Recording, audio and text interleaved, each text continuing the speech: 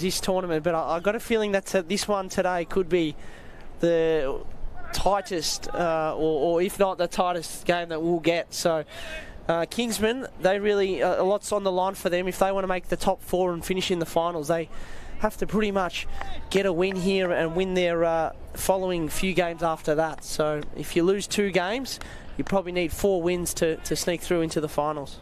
All right, so Matt Fisher will bowl the first ball. He's bowling to Jahangir. And that's a very quick ball to start with, exactly what we were talking about. There was some real pace in that one, and it nipped, and Jahangir didn't know too much about that one. He was checking his arm, where it hit him, and looking at the pitch. Let's have a look at the replay here. Max, what did you see? Yeah, Fisher bowling here. It just looks like it caught him on the hip there, and a bit of bounce and pace there. So Jahangir looking to try and get a grip of the pitch here and get used to the conditions. Just the one slip and no gully. That was well played. Just riding it down to third man for a single. The Kingsmen are away. That would have been disconcerting to get that first up. You could see that on the replay. It actually hit his back arm, so his right arm up sort of almost on the bicep, and he actually said to his mate at the other end, yeah, that one really took off. Thanks for that. Really don't want to be hearing that, I don't think. Well, yeah, you're right. The batters are sort of hitting into the breeze at the moment, so the wind's behind Fisher's back. Yes, and good point. Looks like he's bowling with a bit of pace. Tab on strike. Full, punching, and taking the single. Up to mid-off, that was good running. He caught a few of the New Zealanders by surprise there, pinching that run. Yeah, that's what they need to do, the Kingsmen. I managed to watch them yesterday, and unfortunately they went down to NT strike. They lost to Victoria as well. That was on Saturday. So they're on a 2-game losing streak after winning their first game of the tournament against ACT. So hopefully they can get back on the winners list today. They'll be raring to go. They finished first last year in this competition, so they had a 5-1 record. Yeah. So are a lot of these players back from last year, or is it a different looking team? No, I did speak to the captain pre-tournament, and a lot of players are back. Swing and a miss. So you can see there, even just after the first couple of balls, that the skipper Lennox had made an adjustment, putting in an extra sort of it's almost like a fly gully more than a second slip. Yeah, interesting position there. So I like the move, though, to get a slip in, try and be aggressive early. Obviously, Fisher has started off quite well here, so... Yeah, good speed. Another swing and a miss outside off stump. So where we are positioned, we've got a monitor as well, but we're sort of at a wideish third man with Fisher bowling.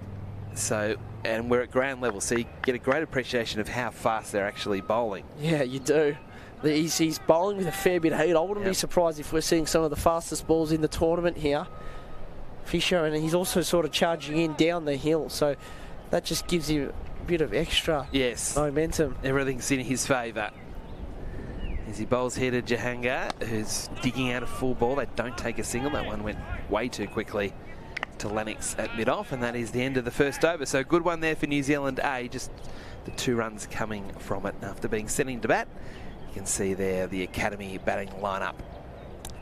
Yeah, none for 2 runs. That was a pretty good over for New Zealand. So on top early yesterday's game, Whitey, I called the Kingsmen up against NT strike, and it was momentum swing after momentum swing.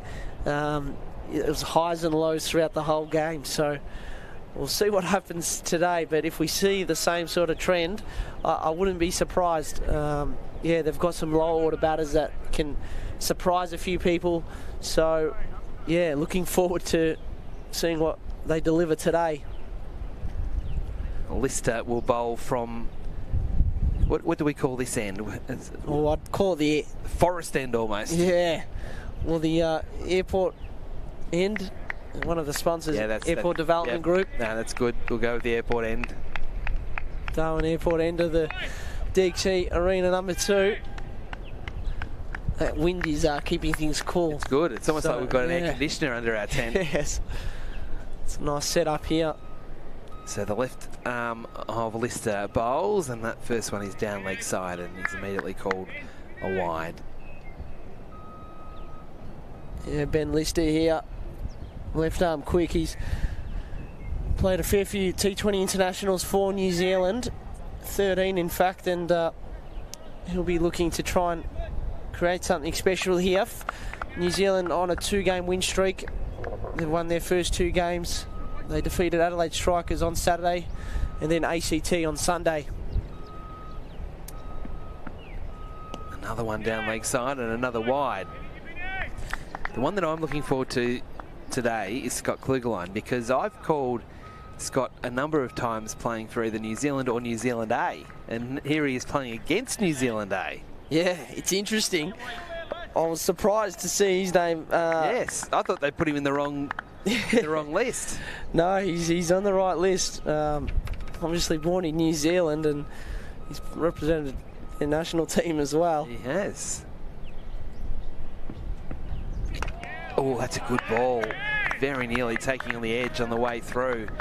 So after 2 wides, Lister gets it on line and really has. Tayeb struggling, feeling for that one. Again, bounce the key. Yeah, that was a good ball. Seemed like it nipped away off a length. So, creating a bit of pressure here for the Kingsmen. Tayeb, he's 19 years old. He just represented the Pakistan under-19 team. So, he's a youngster here. He batted well the other night. Well, that's a nice shot. There is the protection out there at square leg rather than fine leg. So, only be a single, but he controlled that nicely into the onside past the square leg umpire. Yeah, he scored 39 off 28 balls on Monday. That was yesterday. Today is Tuesday. So he did well the other night, got an opportunity at the top of the order and made the most of it.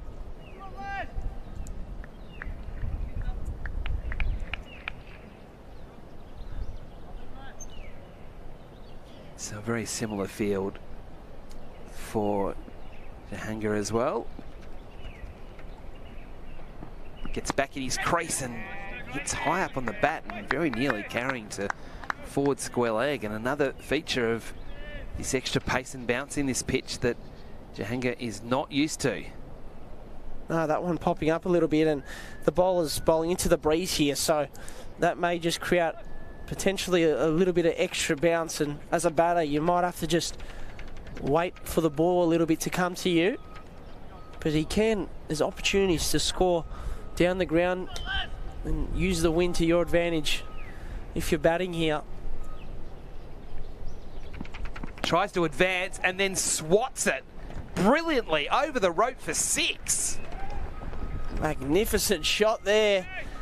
Just got it over the rope, and what a way to get things rolling. He was 1 off 6 balls, and here he is launching. That kind of came from nowhere. You could see there he gave himself room and then advanced. I think he was intending to try and hit across the offside, but then got himself a bit jammed and went, you know what, I'm still going to go through with a shot and just hit in a different direction. Yeah, good adjustment made there. Was.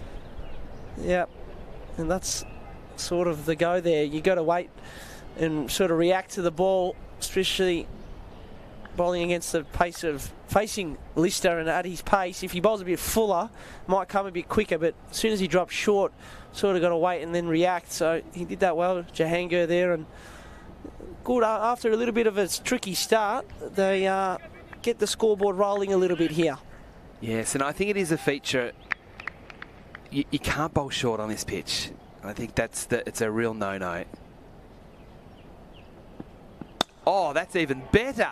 That's down the ground, over the sight screen and into the trees.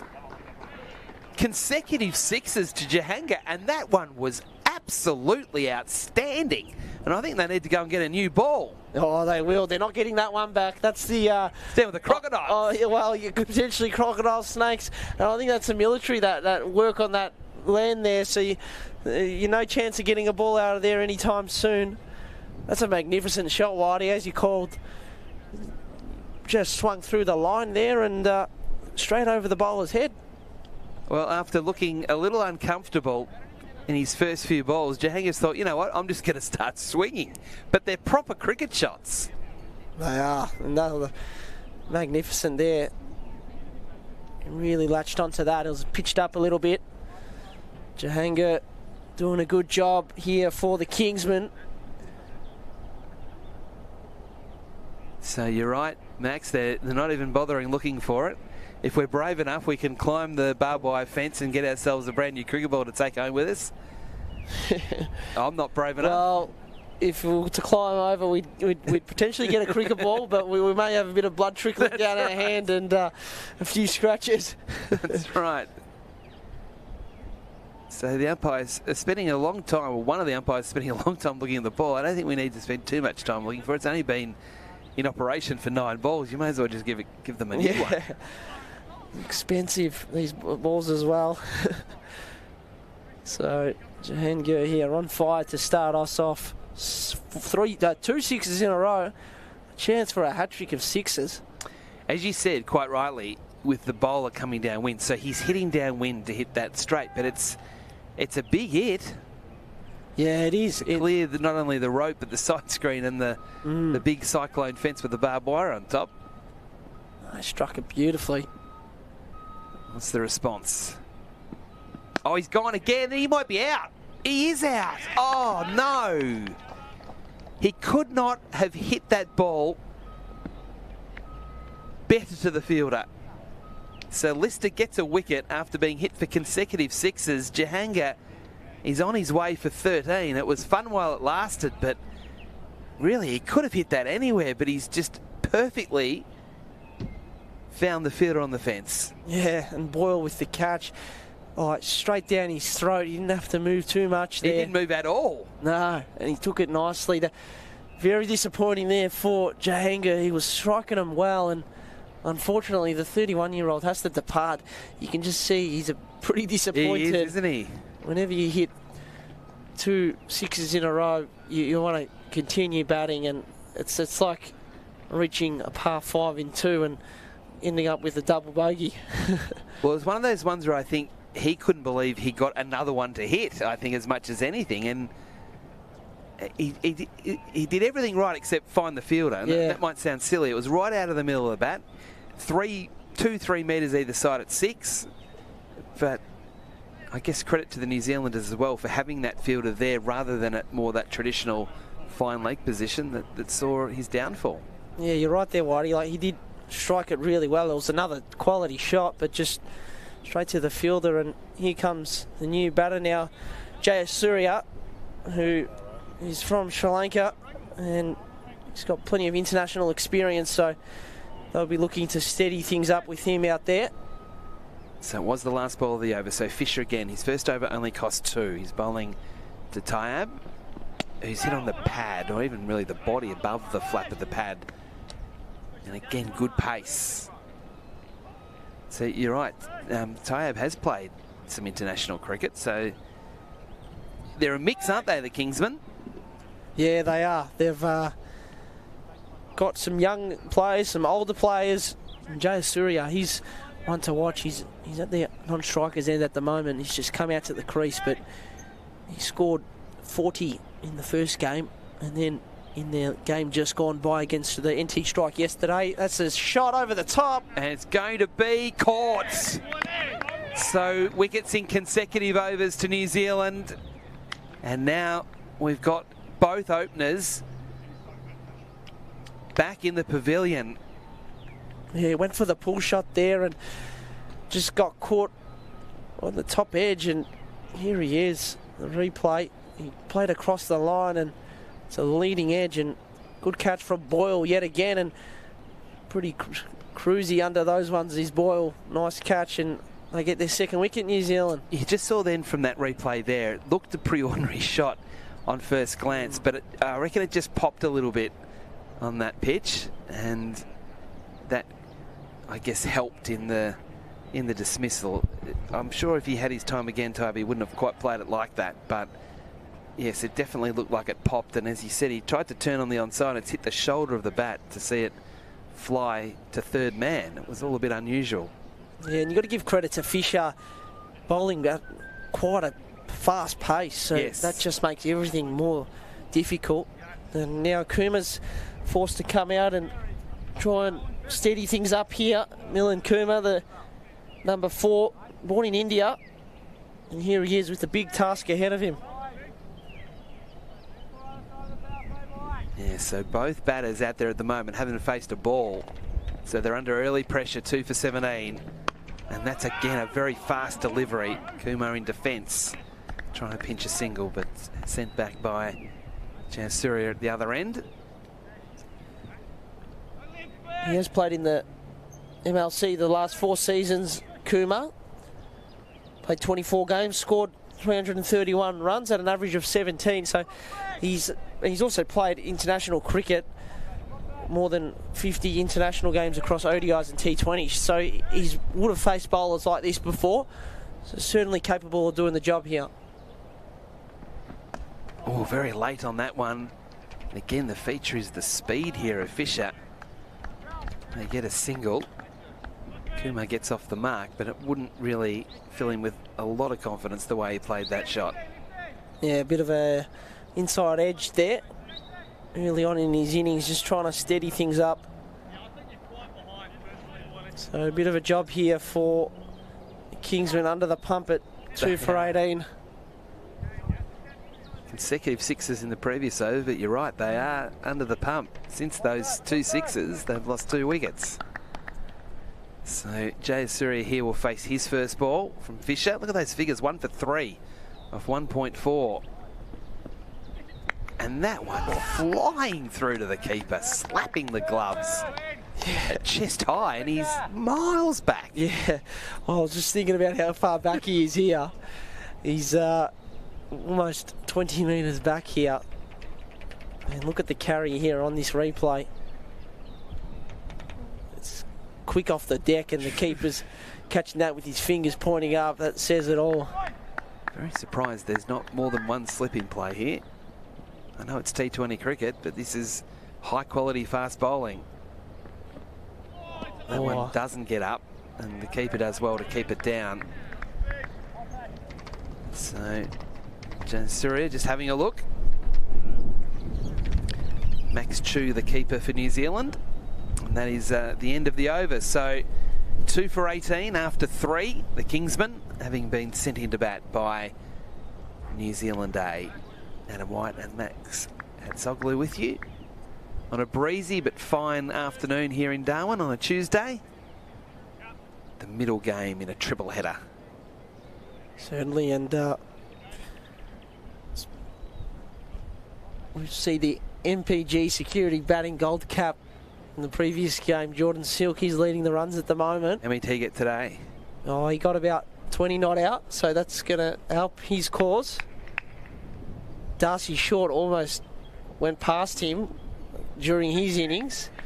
It would have been an interesting situation if he got past him. He would have come off and asked him for the hat straight away, I'm sure. So Clark now bowling to Kumar, and it's short, and it's hit away just over the top of backward square leg, and that will smash into the fence for Kumar's first boundary. So a bit of a loosener from Clark. Yeah, it's a nice shot there, and this is the end they can target. Last over of the power play here, and Kumar starting off well. Nice pull shot, getting inside it and flicking it over the top. Just got it over the fielder at short fine leg. Wasn't too far away.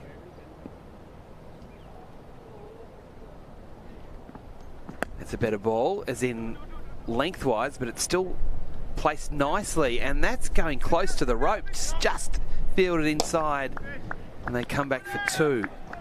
That was a much better shot than I thought initially. It really raced across the turf. It did, and almost made it to the boundary. There are some smaller dimensions and pockets here. When you go out to the middle, you realise that there are some very small boundaries in certain parts of the ground. Cutting and not beating point. Yes, it's like a rectangle, the ground. So as a result of that, square's quite short, but you know, looking mid-wicket cover, they're long boundaries. So we're talking about where our vantage point is. So with Kumar on strike, we're at deep mid-wicket. It's a big hit to get it out to us. Oh, yeah. Whereas if we're at square leg, we'd think we are in the game to be catching many balls.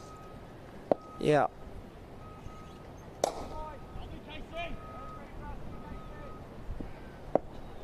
2 for 24. Kumar's gone down the ground, muscling it. One bounce over the rope into the sight screen. It's a good shot that. Waited for it and punished it. It was a little bit over pitched, and it's tough bowling into that breeze. And Kumar, with the wind behind him, he made the most of it. Good bat speed, and as you said, Max, this is the last over in the power play, so they're trying to profit from it as much as possible, even though they've lost 2 early wickets. There's 2 balls remaining, so Clark under pressure. Kumar up to 11. Short, and it's, well, agriculturally swatted away through point, and they'll come back for 2. So it was obviously way too short, but it was almost like a slower ball bouncer, which meant that Kumar got himself into a bit of a tangle. Yeah, it was almost on its way down there, so that's a good shot from the batter there. It was almost like a tennis serve. It was, wasn't it? See Steve Smith play those sorts of cricket shots. We did see the test match and Steve Smith up here not that long ago. Yes. It's quite an amazing scene seeing him. He was in the ground next door batting in the nets and training and using all the facilities here, which was amazing to see. Last ball of the power play, and it's into the mid-wicket region. Oh, he's held out again.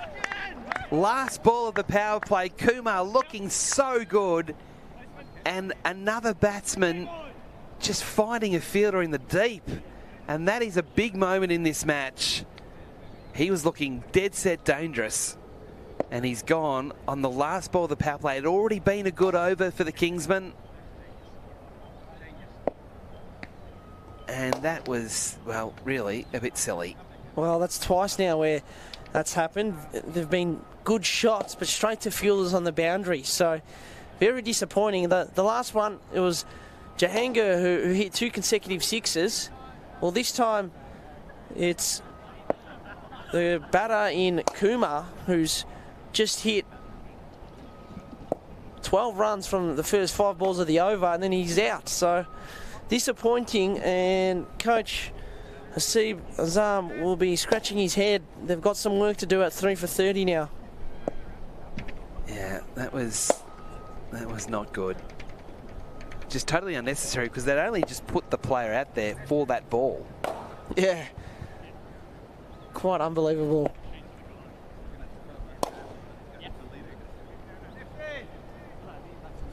So now the new batter comes out.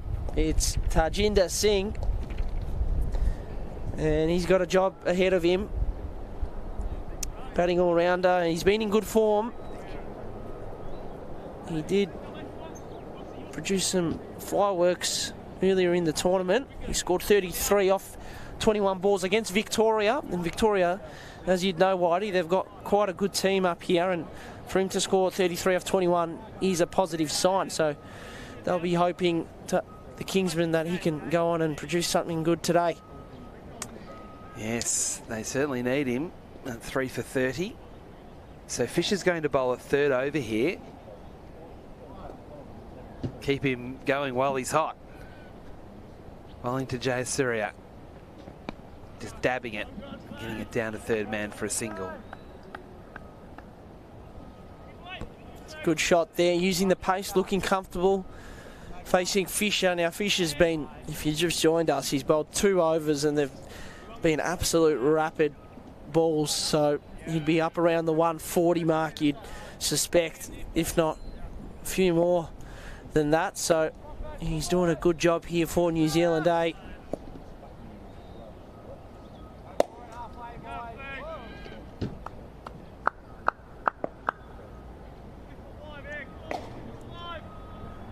So they're just setting the field for Singh. So it's very precise with where they want that man, deep backward square leg. Kind of like he's hiding in the trees. Yes. So there's 2 out on in the deep behind square on the onside.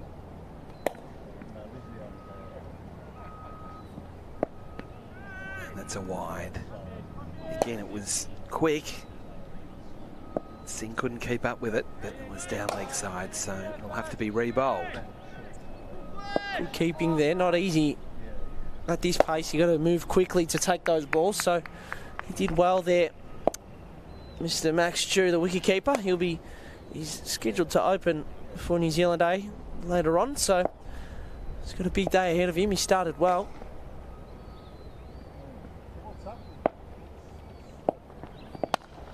Firmly up to mid-off, taking on the skipper and getting there. So not for the first time, pinching a run up to mid-off. And that opens the scoring for Singh as well as Jayasuriya.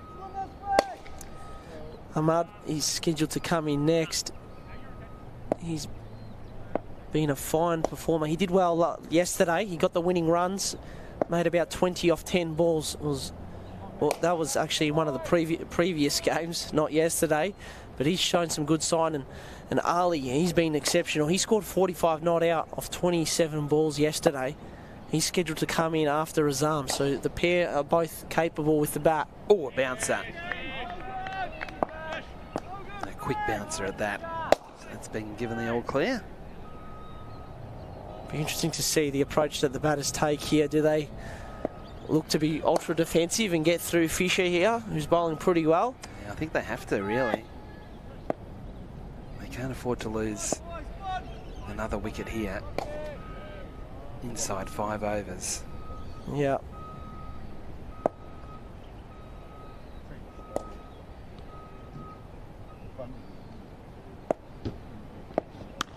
Well played. Back to the bowler, though. He was confident enough, Jayasuriya, to get onto the front foot. Big stride. Yeah, well played there. He's slowly finding his rhythm. Hitting into the breeze here, so it's favouring the bowler. He's bowling with plenty of pace. You can see mid-off and mid-on are up in the ring, so Jaden Lennox, the captain, looking to be aggressive here, and not too many fielders outside the circle at the moment. I'll take a single there, working it past the square leg umpire. So one ball left in Fisher's third over, 1 for 7 his figures. They had just the 3. They had just the 3 fielders out there, which was remarkable, really. So they're being very aggressive here at New Zealand.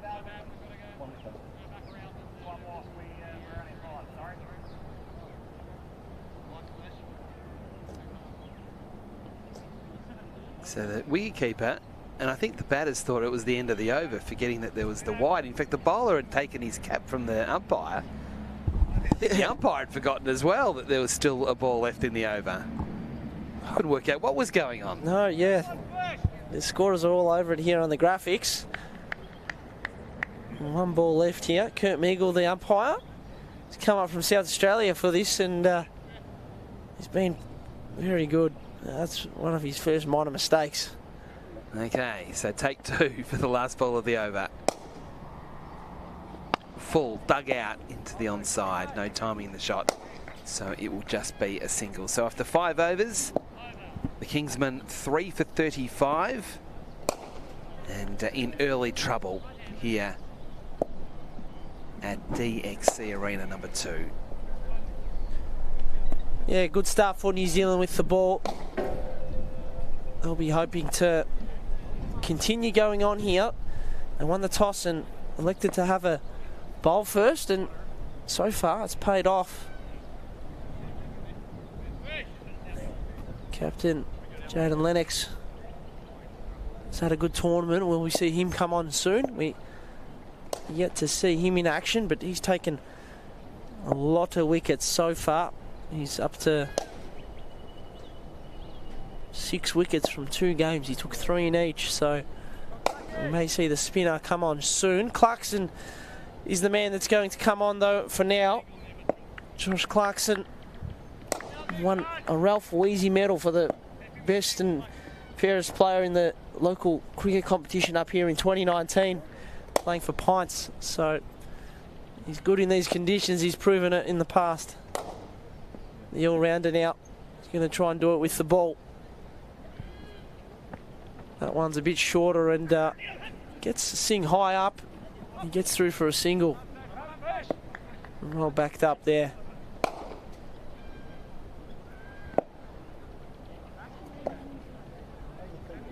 What did you make of last night's game, Whitey? I loved it. I thought Nepal, the way that they bowled with a wet ball, because most of them are spinners, that's what won it for them. I know that there was a couple that Joshi certainly towards the end, with his mediums, but the way that they were able to, they fielded well, they had good plans, great execution with their bowling. I thought it was a really disciplined display from them. It was really impressive. Yeah, and it was their first win of the tournament as well, wasn't it? Yeah. So, magnificent night for them, and we'll ask you the crowd as well. Yes, it was good. It was good. Great atmosphere. I wouldn't say it was packed out for a Monday night, but there was still a good crowd. Luxon coming in here. Is there an edge? Just passes the outside of the bat there. It'll be a dot. Yeah, there's a big Nepalese community up here. Yes. They get behind their team every time they come down, so it's always great to see. And that I think definitely helped Nepal in that they were sort of feeding off the enthusiasm of the crowd. Yeah. Sort of urging them on. Clarkson. It's pitched up. Oh, that's a nice shot. It's going to potentially bounce before the rope. It does. But that doesn't matter. It's runs for the Kingsmen, and that's what they need at the moment. And Jay Surya delivering the goods there. Yes, he really threw his hands at that one, didn't he? Sort of feel like Clarkson realised early in the over, I can't bowl it short because it sort of holds in the wicket a little bit, but then bowls it full. That's what can happen as well, hitting with the breeze, which we've spoken about a lot. It has seen a change now in the field with mid-off going back. See how Clarkson adjusts. A bit more of a length ball there, and it's going to be a single, so good response from Clarkson. A bit of a misfield there. I wonder what a pass score will be here. Yeah, it's hard, isn't it? It's because of the size of the ground. I think it is always a benefit batting second because you can clear the ropes fairly easily. We saw that yesterday with Bangladesh and Victoria. I'll wait for this ball. Clarkson, right arm bowler. They elect to stay back for a stop ball. Yeah, that game I felt was really in the balance. And then all of a sudden Bangladesh went bang, bang, bang, bang. The 4 or 5 sixes in about 2 overs and the game was done. But up until that point it was really delicately poised. Yeah. So you can sort of catch up on this ground particularly. Bangladesh did end up winning that game against Victoria. That ball's pitched up. Will they get 2 here? Keep it safe and stick to 1. Yeah, you can so a few big sixes yesterday, Whitey, and it suddenly changed the game, didn't it? It did. Yeah. You can see there 4 bowlers used so far. So Fisher's bowled 3 and clearly has been the standout. And then Lister, Clark and Clarkson all just 1 each bowling their medium. So we haven't seen any spin yet. And that's, well, I'm not going to say it's the feature of the tournament, but it almost is the feature of the tournament, the amount of quality spin that's being used and used early, which is sort of the way now in T20 cricket around the world. If you've got good spinners that they can do some damage in the power play, but also you've got that scenario as well where sometimes it's a part-timer that can bowl the first or second over and just try and pinch an over because the batters don't want to get out to them. Oh yeah, we saw I think Glenn Maxwell last year in the Big Bash. Yes. He was bowling pretty much every over for the Stars, doing the opening. But Mohammed Rubel for Bangladesh, he's been fantastic with the ball. He's up to 11 wickets from 3 matches, so, and he's a classy spinner for Bangladesh. And Jaden Lennox, he's the next best on 6 wickets, and Raphael McMillan, they're 3 spinners leading the charge for the leading wicket takers. Well, there you go. We're just talking about spin, and now we're seeing it for the first time. As you said, it's Lennox. The skipper bowls his left arm orthodox. Yep, coming in here for the 7th over. Big stage of the game here. They've fought back well here, the Kingsmen. Let's work to the leg side. So Jinder Dillon working it off his pads there. So Lennox, he's been a standout. We just mentioned him before, and He's taken 6 wickets. He's just played the 2 games, so one of the standout players, and they'll need to be wary of him here. The Kingsmen. Do they take him on, try and put him under a bit of pressure? We'll see how they approach it. Let's work to the leg side. Joe Surya with the single. Well, we've talked a little bit about the wind here, and so Lennox is bowling with the wind, which means as a result of that it's a lot harder to hit down the ground into the wind, particularly when you've got long on and long off on the rope. It's almost too big a risk to take that on. Lennox. Batter plays it pretty safely to the leg side, and you're right, Whitey, it is quite a difficult shot. You've got to really middle it if you want to get it to penetrate through that wind. And I called the game just earlier here. It wasn't this windy, so it's definitely picked up and become a factor in this game. Here is Lennox. 4 balls in. Jayasuriya. Nice shot through the offside. And we'll get 2. That's good running. Out in the deep there with the throw was Ben Lister. It was very well placed. He sort of waited for the shot. He didn't get too far ahead of it and was able to get it in front of point where that gap was to be able to get back for 2. Yeah, well placed there. Smart batting, just picking up the 2s. How does Lennox finish here? Jayasuriya flicks it off his pads. Good fielding there. It's Mitch Hay.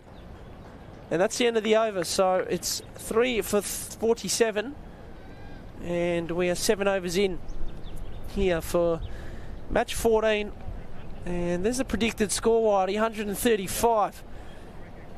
It's not the worst, not the best. Well, I think from this position, I reckon that's about right. I think they'd want 150, but I think 135 would be about fair based on what's happened to this point.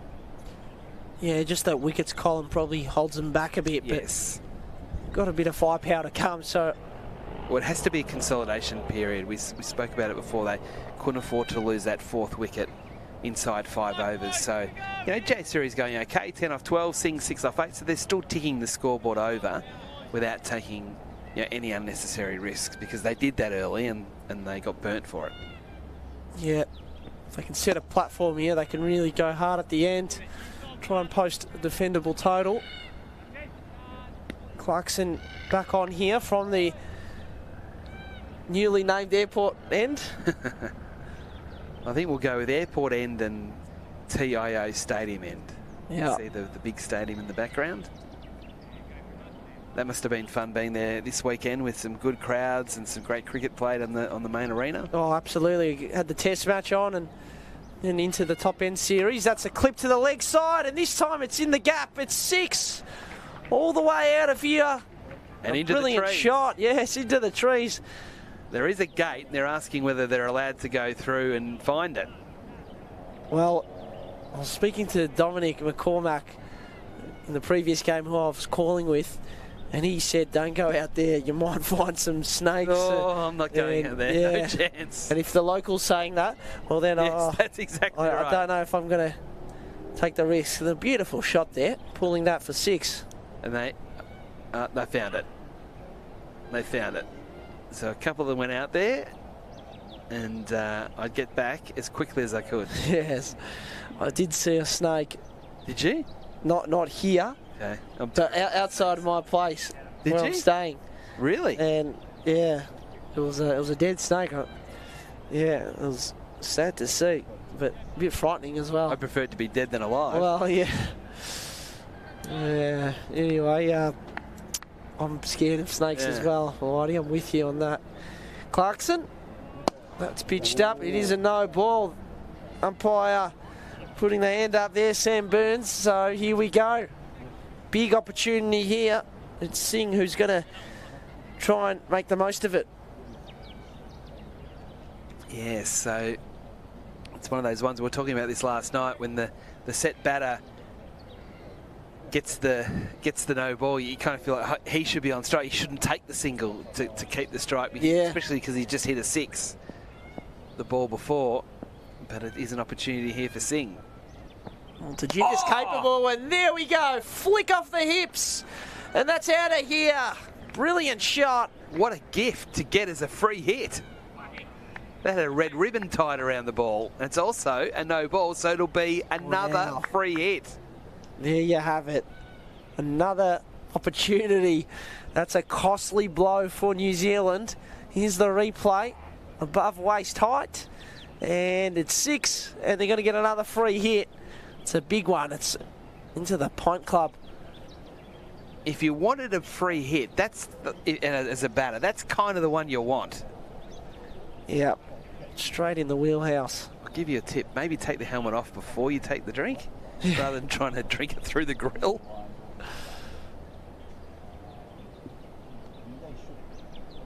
Well, here we go. A bit of trouble here in the 8th over for New Zealand A. The momentum going the way of the Kingsmen now. So that's 16 runs off 2 balls. Remarkable. And a free hit to come. That changes the predictor score a bit, doesn't it? Oh, yeah. So still another free hit here. Here we go. It's game on. Clarkson. Free hit for Singh. Singh throws his hands at it. It's going to fall short. Will it be 2? They just stick with the single. So well bowled from Clarkson. Good response and just the single that time. Yeah, so he went with it was a dangerous one to go with. He's gone with a slower ball into the wind. So that could have very easily been hit down the ground as well for 6. But he was good enough. The execution was good and they only got the single. Be interesting to see the difference in runs scored from this end compared to the other. It's been good for the batters batting in this area of DX Arena too. That's a single for Jayasuriya. Score moves to 65. Very nearly got that one through. That was also nearly a boundary because there is no one back at third man. So there's 2 essentially on that shot, isn't there? So the man at 45 and then a backward point for Jayasuriya. It changes with Singh on strike, being a right-hander obviously.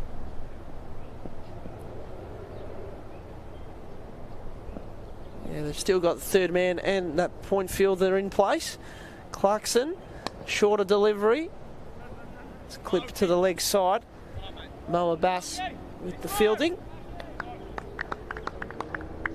He'll be coming in at 5 later today, Moa Bass. So the best part about that, Max, was the fact that they've got so many runs off the over. That's the one that earlier in the innings they had a big over. They tried to go one more time when they didn't really need to. Wicket, and then it sort of affects their momentum. Here, they've got such a big over, and it was tempting as that might have been to try and hit that for 6 as well. I just think it's better to play the percentages. They're getting themselves back into the game. Absolutely, and there's no rush now. The risk of losing a wicket is costly, so to avoid that is the wiser decision. That's the end of the over, so 8 overs in and 3 for 66. That was a big one for New Zealand A there, Whitey. It was. For those that don't know what that noise is in the background, it's an aeroplane. It shows how close we are to the airport. Yep. I believe it's called pitch black. They do a full operation here. They get... there's like fighter planes. Yeah, so exercise pitch black. It's a Royal Australian Air Force's premier international air combat exercise. It's primarily hosted out of the RAF base in Darwin. So there you go. Jeez, Max, you're a wealth of information. Yeah. I've been dealing with it for the last 2, 3, 4 weeks. It goes for about, I don't know, maybe a month or so. And non-stop action with the airplanes and your ears ringing. So Lennox, here he is. Coming on. He's going to bowl his 2nd over now. Bowling to Chadinder Dillon. Ball's in towards his pads. It will be a single. And the competition is proudly supported by the Northern Territory Government. backing major events and world-class sporting pathways in the top end. So big thanks to them for their support of the competition. Here is Lennox now, in for his 8th ball. Ooh. And it's a big swipe, and that may just go all the way. We'll wait to see what the umpire signals. It's 4. Bounce, yeah, 1 bounce. But he jumped into that one, didn't he? He absolutely did. Swipe across the line, and he's crunched that through mid-wicket for a 4. Excellent shot. Here's the replay. He's lifting the rate here. Hitting with the spin. Into the onside. The left-hander. Into the gap. Lennox yet to take a wicket. It's another glorious strike. That may just be 4. It is. So there we have it. I might get that. Oh, you're commentating. Yeah, I'm commentating.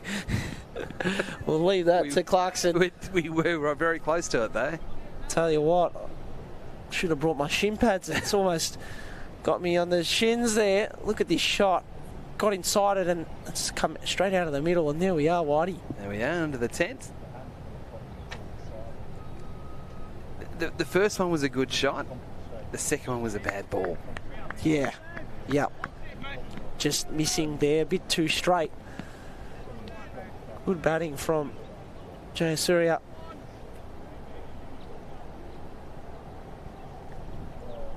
Lennox 6 wickets in the first 2 games across both of them. Here he is now.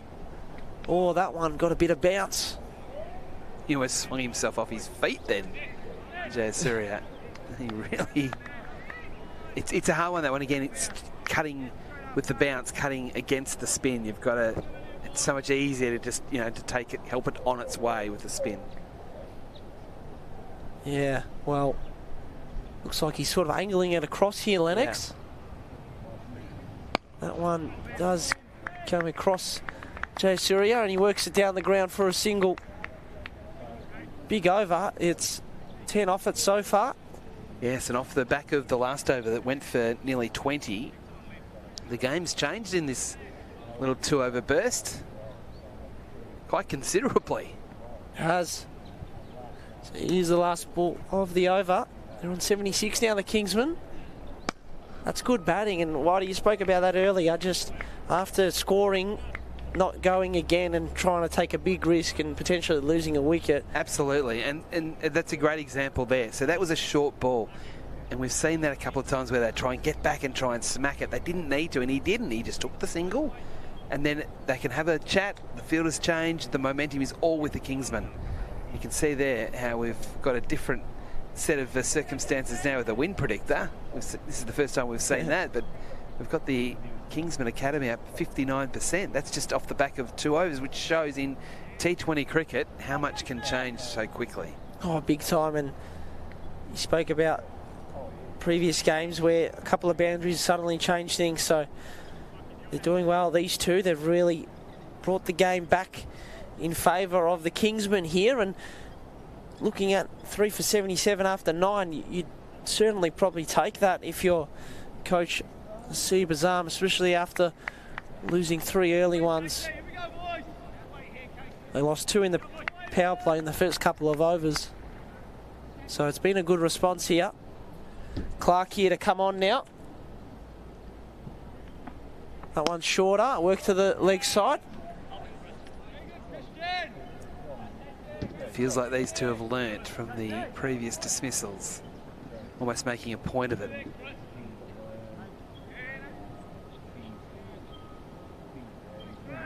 Yeah, absolutely. They've put on a spectacle, really. It's been very good so far. Going at just under 9 and over.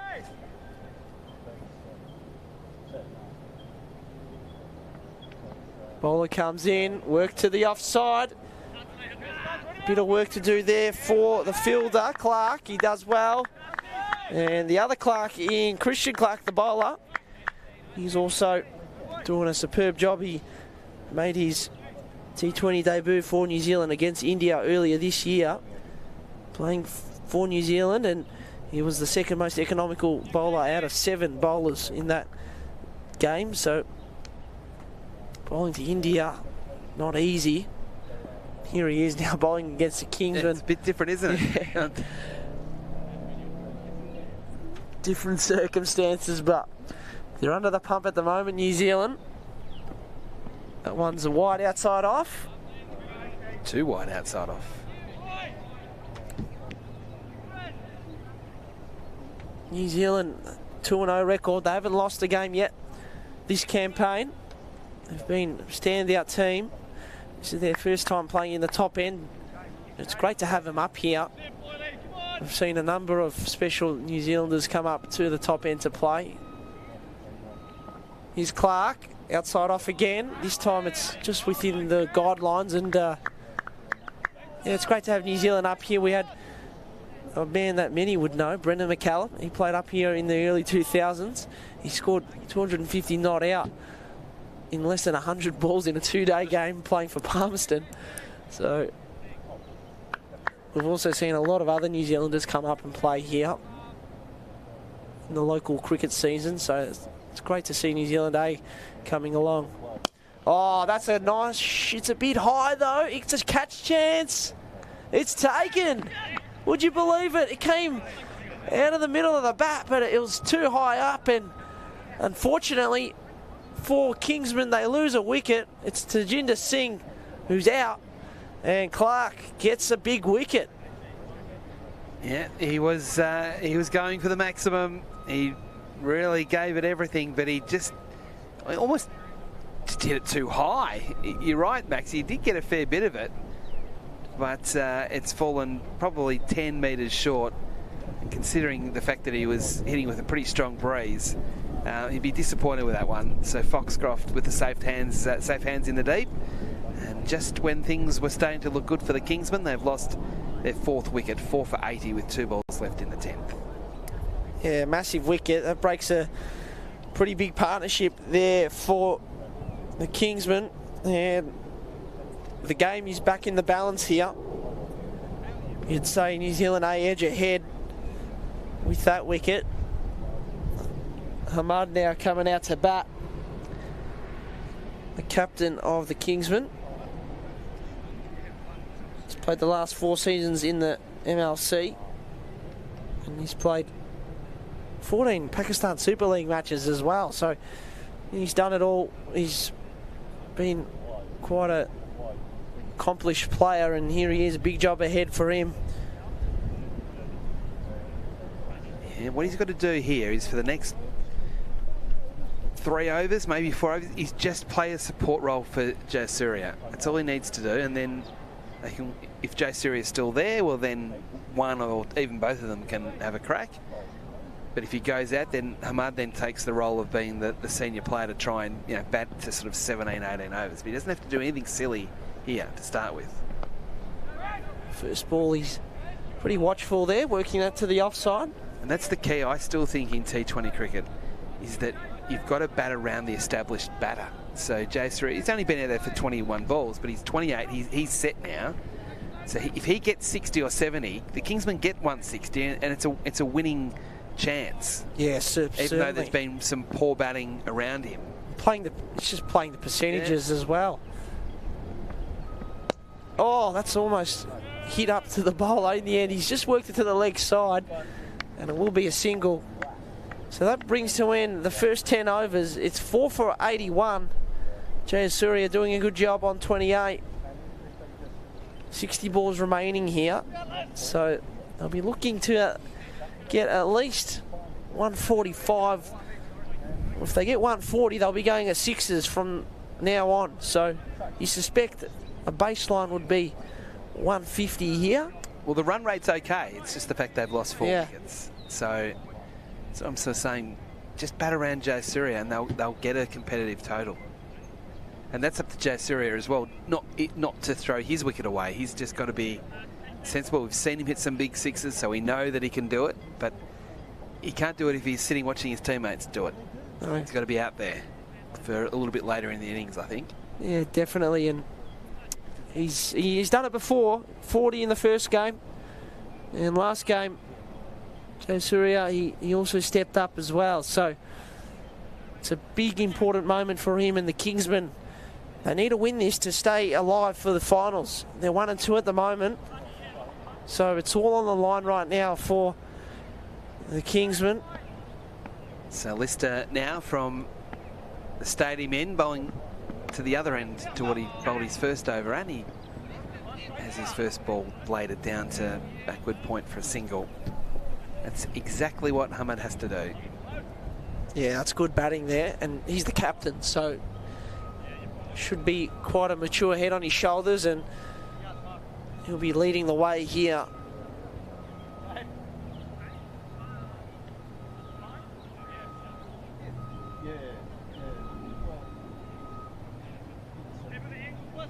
He's still not 100% comfortable with the field for Jayasuriya back on strike.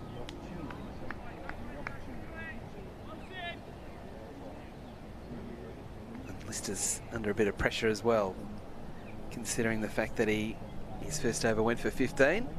He'll need to turn things around here as he bowls to Jayasuriya, who is missing. Thought there might have been a deflection through, but there wasn't. Yeah, well bowled there. And I like the quicks being bowled from this end. The wind behind the bowler's back, and they're bowling with a fair bit of pace. And the keeper, Max Shue, he's been busy with the gloves on. He's had plenty of work to do, dealing with a lot of quick deliveries. Yes. 135 plus at a minimum, potentially way more than that as well. Lister bowls again. That's lifted in the air. It's just going to clear mid off. It wasn't fully timed. They'll come back for 2, but again, a risk I'm not sure needed to be taken. But they come back for 2 runs. So Jayasuriya now moves into the 30s, 4 for 84. It's tough doing that, especially into the wind. Yep, he just got that over, and he struck it pretty well. If he was hitting with the wind, that would have certainly been a boundary, you'd suspect. Well, I'm not sure he got a lot of that. Didn't get enough on it? Yeah. Hard in mouth sort of stuff, that one. Yeah. This time, thinking about the single to point, deciding not to go. Now they'll get one on the overthrow. Another jet plane takes off.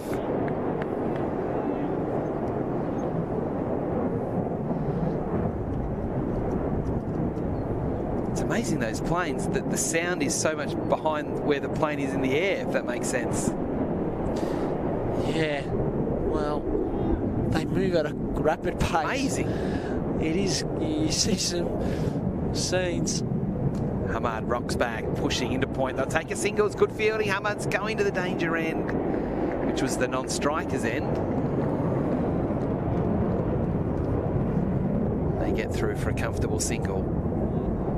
So this is exactly what they need to do at the moment.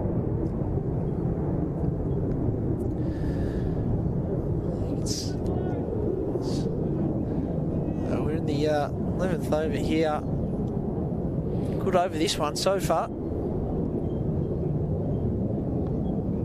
Gets it through the gap again, just for a single. So this is all about the accumulation through this period. I reckon they do this for the next 3 overs. It'll get them to about 110. You can see the batting card there. That was the end of the over. So 11 overs. So let's play a bit of a game here. So 4 for 87. If they were to go for 7 runs and over for the next 4, that's 28 runs. That gets them to 115 with 5 overs to go. Let's say that. They can get 160. Yeah, but they can't get 160 if they lose 2 wickets here, being silly through the next 3 or 4 overs. No, absolutely. They'd be hoping to get minimum 160 from here.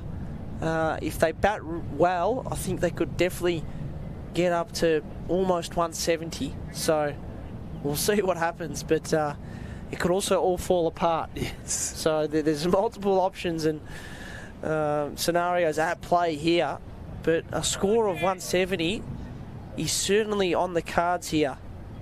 If one of these batters can really light things up, I wouldn't be surprised if we see 170 plus here. So Clarkson to bowl a 3rd over to Jayasuriya on 32. Forced down the ground through extra cover. It'll just be a single with Foxcroft doing the fielding. Looking forward to watching him bat a little bit later on. He's one of the best players, one of the best batters in the tournament, really.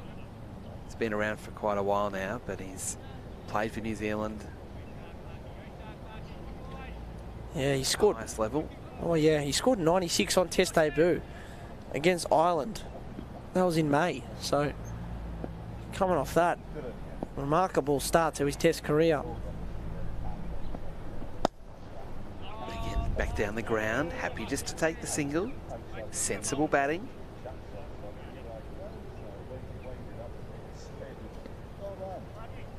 Even when it's a T20 game, you still have that lull in the middle of the innings where it's consolidation. Yeah, and they're doing a great job out there at the moment, batting, bit of time and just ticking the scoreboard over, really setting themselves up here. Thought about it, left it alone and got rewarded with a wide. The batter, Jay Surya, you could see him sort of load up to try and play the cut shot and then decided it was a bit too wide. They get it to 90. Could be in for a cracking game here, Whitey. Maybe a high-scoring one.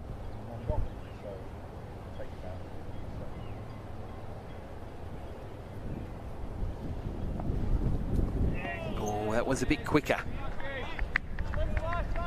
And Jay Surya knows that gate. We talked about this earlier, Max, about the two men sort of at point or behind point inside the ring. He knows if he gets it past, it's 4.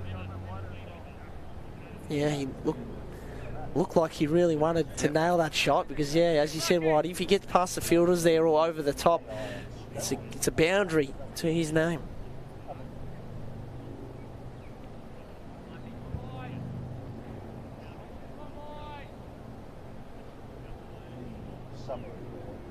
Clarkson again. Oh, that's a top edge. It's going to be caught. Nice catch low down. Jay Surya couldn't help himself. And he falls for 33. And again, just when the Kingsmen were getting themselves back into the contest, they lose a critical wicket. Clarkson gets his first. And now they're 5 down. And look at this on the replay. Did he need to do it? I would argue he didn't. It's a disappointing result there. He probably had a bit of pressure put on him. He was starting to slow down, wasn't really nailing the ball as he was earlier. And there we go. He's trying to apply some pressure and lift the run rate, and he's gone out. So it's 5 down now for the Kingsmen with a little bit of work to do here. Got to give credit to Fisher too for the catch, because he made what looked like I'll start again. What looked like an easy catch, but he made it look a little bit more difficult than it was, and had to dive late because he misjudged it. And in the end, it was an excellent catch. Yeah, it was. And it looked like when there's players around you as well, it sort of was in between him and the keeper, and that could sometimes create a bit of doubt in your mind. But he did well. Max Chu, the keeper, didn't get in his way, and he took it nicely. So well done to him on that catch. An important one for them to get. So talk to us about Ali Sheikh. What does he bring to the table? Class. He had it the other night and surprised a lot of people. When the Kingsmen looked down and out, he came out and scored 45 off 27 balls, and he hit 3 sixes in an over. It was the second last over, and then he made it 26 needed off the last. And he gets beaten first up here from Clarkson, who has fought back extremely well after a very dodgy start. This has been a good over. Yeah. And back to Ali. He gave NT a late scare yesterday. He hit 3 sixes in the second last over, and then it was 26 needed off the last. The Kingsmen ended up losing by 12 runs, but he kept them in the game right at the end. So let's see if he can continue that form today. Plays that confidently into the offside to get off the mark, off the last ball of the over. So 5 for 91. A successful over there from New Zealand A. Getting the key wicket of Jay Surya. So 5 for 91. You can see there's still 8 overs remaining. New Zealand A sending the Kingsmen into bat earlier on today. Our middle game of a triple header. What are your thoughts on tonight's game? Well, it should be good. It's Bangladesh playing, and I'm looking forward to that one. It should be An entertaining game. It's Bangladesh up against Strikers. the Strikers, that's right. So that one will be a cracker. I think Strikers have got a good team in. I think they'll be the underdogs going into the game, but they've got quality in their lineup. They've got some stars that can really lift things. I'm really looking forward to Tim Ward. He had a good big bash last year. He got 90 in one game. So I'm keen to see how he goes. Brad Hope's in that team as well. They've got Gabe Bell. You know a lot about Gabe Bell. Hang on a sec. They're the Hurricanes, not the Strikers. Oh, sorry, I'm talking about... What are you doing, Max? Thanks, Waddy. You pulled me up there. I had to. Oh, Fisher yeah. is going to bowl a fourth over here. And it's a quick one, as we've seen throughout. I'll let you go when you said Tim Ward, but when you mentioned two others, I thought I've got to pull you up. Yeah. No. Single there to Ali. He gets to 2, 5 for 92. Yeah, no, the Strikers, they've got Lockie Bangs. But even with them, I still think they'd be the underdogs playing against Bangladesh tonight. Yep. But the Strikers, they've got some good talent in their team. So I'm keen to see how they go. Harry Nielsen captaining the Strikers. Had a good chat to him this morning. He was saying that they are a young team, but just such a great opportunity for a lot of those younger players on the Strikers list or around the Strikers list that can really kind of announce themselves. Yeah, absolutely. That next gen, which is what this tournament is. So much of this tournament is about. Yeah, this is where players can make a name for themselves. A lot of these players are either on contract with a big bash club or on the fringe. So this is where they earn their contracts. Oh, just wide of the keeper and down to the rope for 4. Again, shows the pace of Fisher. That flew off the edge. That was not intentional from Hamid to get that so fine. And he gets a boundary for it, and he goes to 8. The score 5 for 96. But again, look at the speed here of Fisher. He's rushed all the batters. Yeah, just going past the keeper there. And yeah, you're right, Whitey, very quick. And I don't know whether that was an edge or he sort of guided that down. It was like an in-betweener. Yeah, I think he just tried to guide it to third man, and just with the extra pace, it took the legitimate edge. Hamid on 8 off just 7 balls. Oh, that's a better shot. That's down towards us, just opening the blade. It won't be 4. And they ought to come back for 2, though. That was very much an intentional shot over the top of the infield.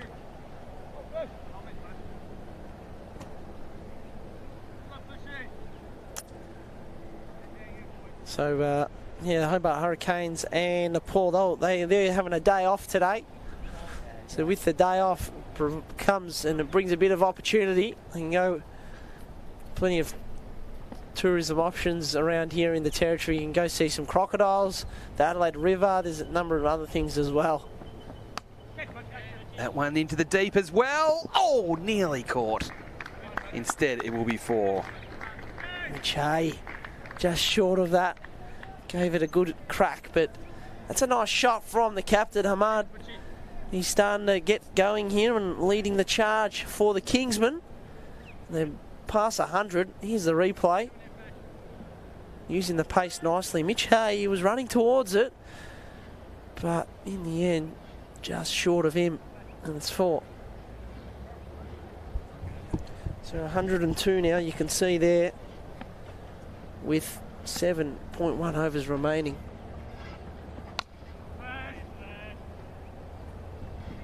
So he didn't quite finish it off, did he, Fisher, over his 4 overs? His first 3 were excellent. That last one going for 11. But as we're getting towards the end of the innings, you expect that sort of thing as well. So 5 for 102 with still 7 overs remaining. Yeah, they're hanging on here, the Kingsmen. They're fighting hard, trying to keep in touch here with the top of the table. Got a 1-2 record at the moment. They're on a 2-game losing streak, looking to break that. Finished first in the top end last year, but they got knocked out in the semi. And that was against Adelaide Strikers.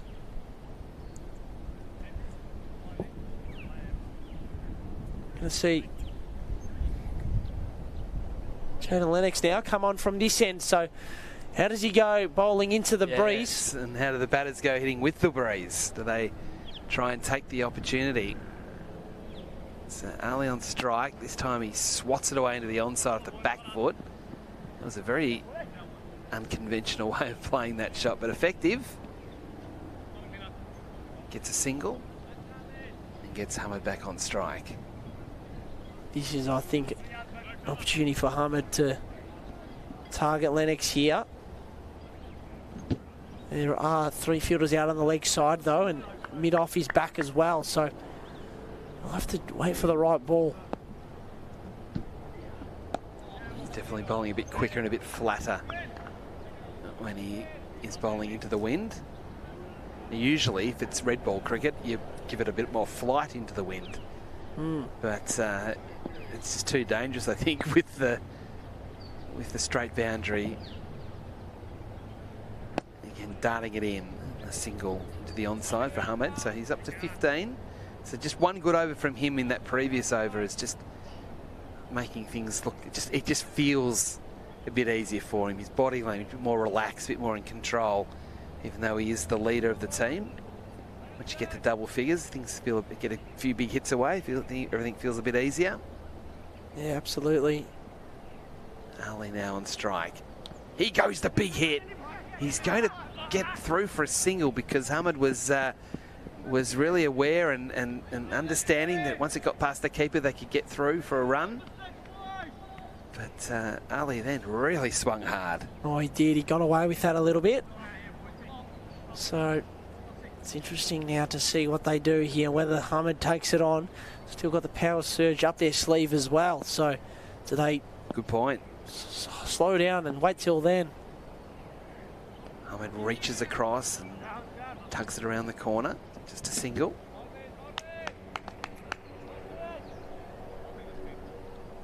You sort of want 2 batters that are either set or at least to have faced a few balls before taking the power surge. You typically, I think most teams don't take it when there's a fresh batter out there. Oh, that was in the air for a little while. Short cover and the bowl. I thought they were a bit of a chance there. So good over there from Lennox. Just 4 runs coming from it. So 6 to go. 106 the score with still 5 wickets in hand. So probably New Zealand in front, but there's not a lot between the two of them at the moment. And as you said, Max, so much of it will depend on those 2 surge overs. So many games swing on the surge.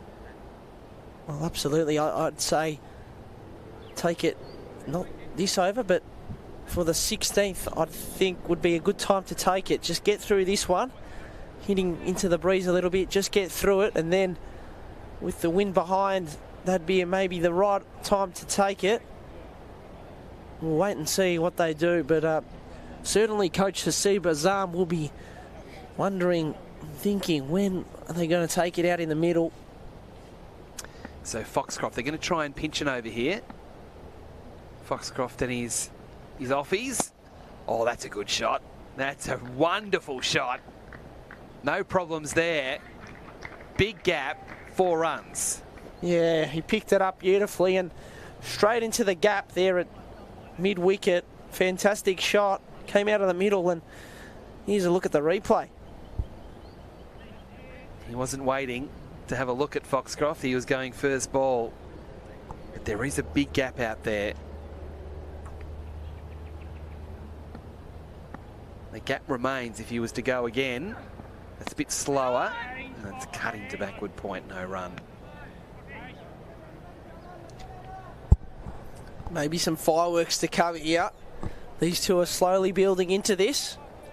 110 the score now.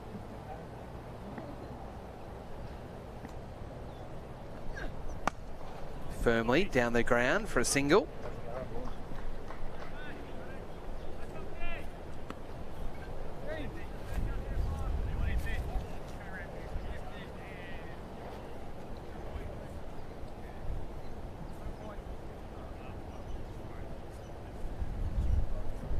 So up to 111.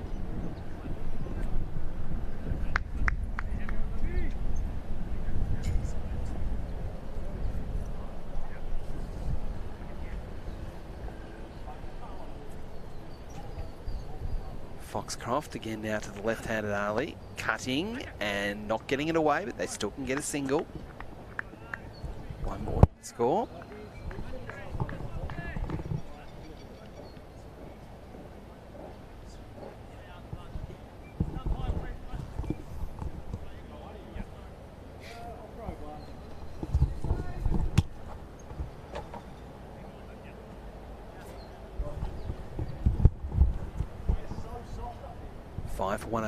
Five for 112. So Hamid on strike. Gets another one to swat into the onside, but they have put that man more towards mid-wicket from square leg, so it'll only be a single. 5 for 113, Hamid up to 22 now. So that run rate now 7.62, so it's in a nice spot for the Kingsmen, if they can accelerate through the last 5 overs. Yeah, they're doing a good job here of building things up. Pushing down the ground and getting a single. So 5 for 114 the score, with Ali on 6 and Hamid on 22, so there's still 5 overs to go.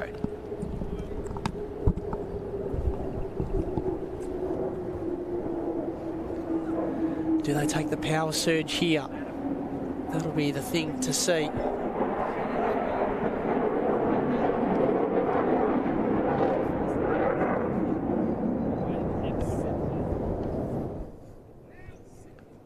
So, players just having a drink. What do they do here? It looks like things may remain as per usual here. We're going to see the win viz. Here it is. 55% for the Kingsmen. New Zealand A, 45%. So there you go. Things are well and truly in the balance. Is this when they take the surge? At the moment, there's 5 fielders outside the circle.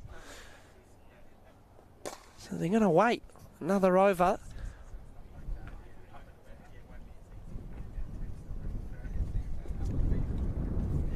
Clark here. He's already taken 2. Ali. Saw his fireworks last game from him.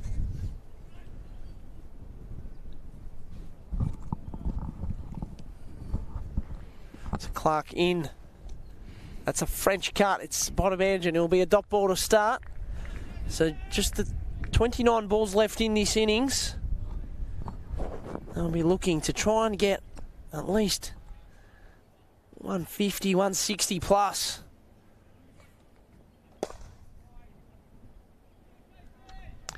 Still no surge.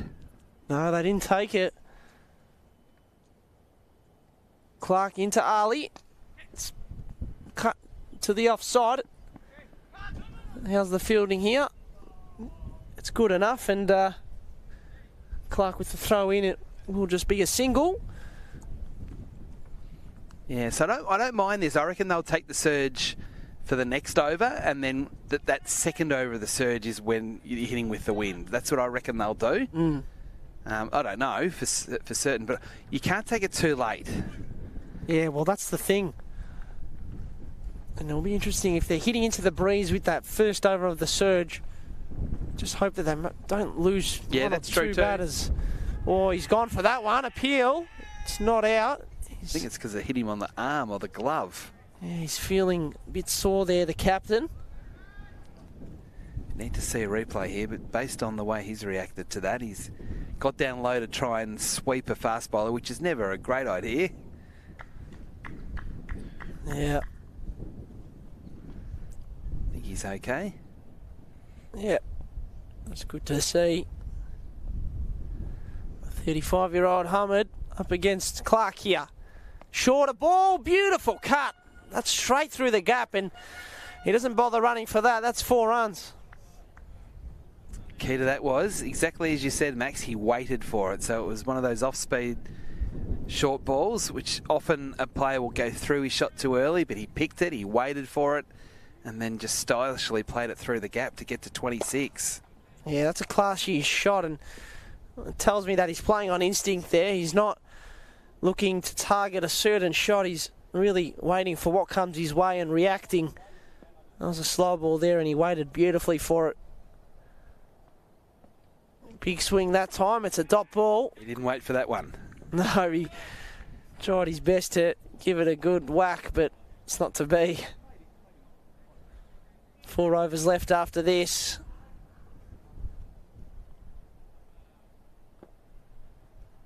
It'll be interesting at the end of the over. We'll have a look at the batting card just to see where things are placed and what they'll do next, the Kingsmen. That's a nice ball. He's really made him look a little bit foolish there. It was tough to judge, tough to hit, and well done to Clark there. As you can see there, looking at the batting card, that is a genuine platform now. We've seen a 33, an 18, now 26 not out. Scott Klugeline can absolutely belt it, and he's in next, so he can come in now potentially in a surge, but with only 5 overs to go, he can he can throw the bat. If he gets 25 off 8 balls, something like that, well then they've got a really competitive score. So they didn't lose their minds through the middle overs, which I was worried they would. You can see there with the fall of wickets, they were on the verge, I reckon, of collapsing, and they didn't. Jay Sarri wasn't a great shot that he played, but they haven't lost wickets in clusters outside those first couple. Yeah, and it's good to hear Scott there. They've got some batting left in the tank. That's exactly what they need, so that the batters out in the middle can feel confident to go for it, knowing that if they go out, they've still got some good talent in the sheds to continue the run scoring. Lister now tucks him up, and that'll be a dot. They still, well, they have taken. Yeah, I was going to say this. They have taken the surge now, so I thought they would take it this over. So yeah, the 2 men out, they've chosen a backward square leg and mid wicket. It's great to have a left-hander out there now, because to his leg side he can put the ball in the air and the wind will help it towards the boundary. It's sort of coming across from left to right of screen, right to left now, as you can see it. Lister, that one's a good delivery, and it'll be another dot. That was good pace.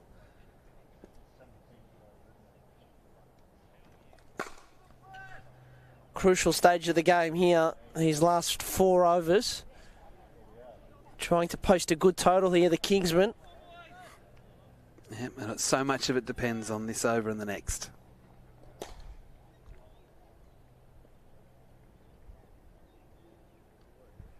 Here comes Lister. Oh, that works out well. We're in the surge. Can't have all the fielders out on the rope, and that's gone straight to third man for 4 runs. Ali with the boundary there. He just picked it up. It was a full delivery and swung through the line, and it flew off the outside of his bat. Here's the replay. Lister driving there, and perhaps a little bit of luck going his way there. Yes, I don't think he was meaning to hit it there, but he'll take the boundary. And as you said, Max, with the field up on the offside, choosing both men to be away on the onside, he will try and lift over the offside field. Lister was running in there, but the fielder hadn't quite come back into the ring, so he's going to reload here. So tough to hit it through mid-off here, but if you're hitting it towards the leg side, there's a bit of wind favouring you. He goes towards there, and that's out. It's a good catch. Down low, and he has to go, unfortunately. Ali, it's the end of his innings, and Hay gets the catch, and Lister gets the wicket. Yeah, he was a little bit unlucky there in the sense that he got a bad ball. It was short down leg side, and he could have really hit it anywhere, and the only man that was there was Hay. I mean, he didn't get a lot of it, clearly, but when the ball's angling down leg side and it's short, all you feel you have to do is help it on its way and its runs, but not on that occasion. So that's a big one, that one for New Zealand. We talked before about how the surge can always go one of 2 ways. It'll either really help the batters or it'll really help the bowlers. And in the situation where the game is at, if it helps the bowlers here, it's probably game over. But if it helps the batters, it'll give them a chance. And it's still not, as I said, while Klugerline's still to bat, he's coming out into the middle now. And while Hamid's still there's still a chance to get to that 160. But as you said, Ali last night being so good with those 3 sixes in the 1 over, he would have felt that he could have really owned the surge today. Yeah, and it wasn't a great ball. He got away with it, and to get a wicket from that was a good result for the bowler, Ben Lister. This would be a bit weird for Klugerline playing against so many of his old teammates. Oh, it would be. He played 3 test matches for New Zealand, 2 ODIs and 18 T20 internationals. His last T20 international for New Zealand was against Bangladesh in 2021. And here he is playing against New Zealand A for the Kingsmen. The first ball's an edge. Goes to third man. You wonder if they'd be potentially offering a few words to him here. Former New Zealand international batting here against the New Zealand A team. But you've seen a bit of him, Whitey, and you tell me that... Oh, he can smack it. Absolutely smack it. Well, that's what they need right now. Hopefully he can get a few out of the middle. Klugerline on strike. That one is the inside half of his bat. It'll be a single, so he'll have the strike for the second over of this surge. And poor old Hamid hasn't faced a ball of the surge yet, that was not part of the planning. No. Well, end of the over there, 124. 6 wickets down and 17 overs in, so 18 balls left here for the Kingsmen to try and set something up. And good to see a little crowd building up here. And the US flag as well, flying. It's good to see support being shown. A lot of these players, if not all of the Kingsmen players, live in the US. So, all based out of there, and plenty of support for them. There you go on screen right there. Fantastic to see. And there is another game coming up after this, so get along here. Lovely place to spend your Tuesday night after perhaps a day of work. We're in Marara, 8 kilometres northeast of the Darwin CBD.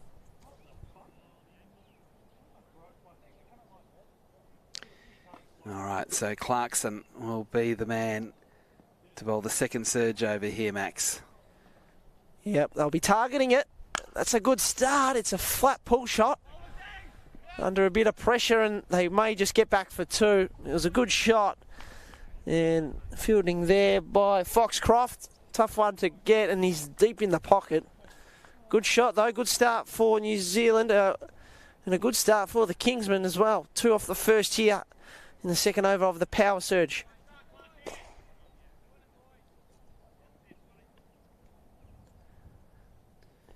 Clarkson, the all-rounder, to Klugerline. Klugerline, that one's flicked off his pads. That may get to the rope. It does. 4 runs and the sirens go off. The Kingsmen are on a roll. This is what he can do. He'll just go every ball, Klugerline. And if it lasts 10 minutes, they've got a competitive score.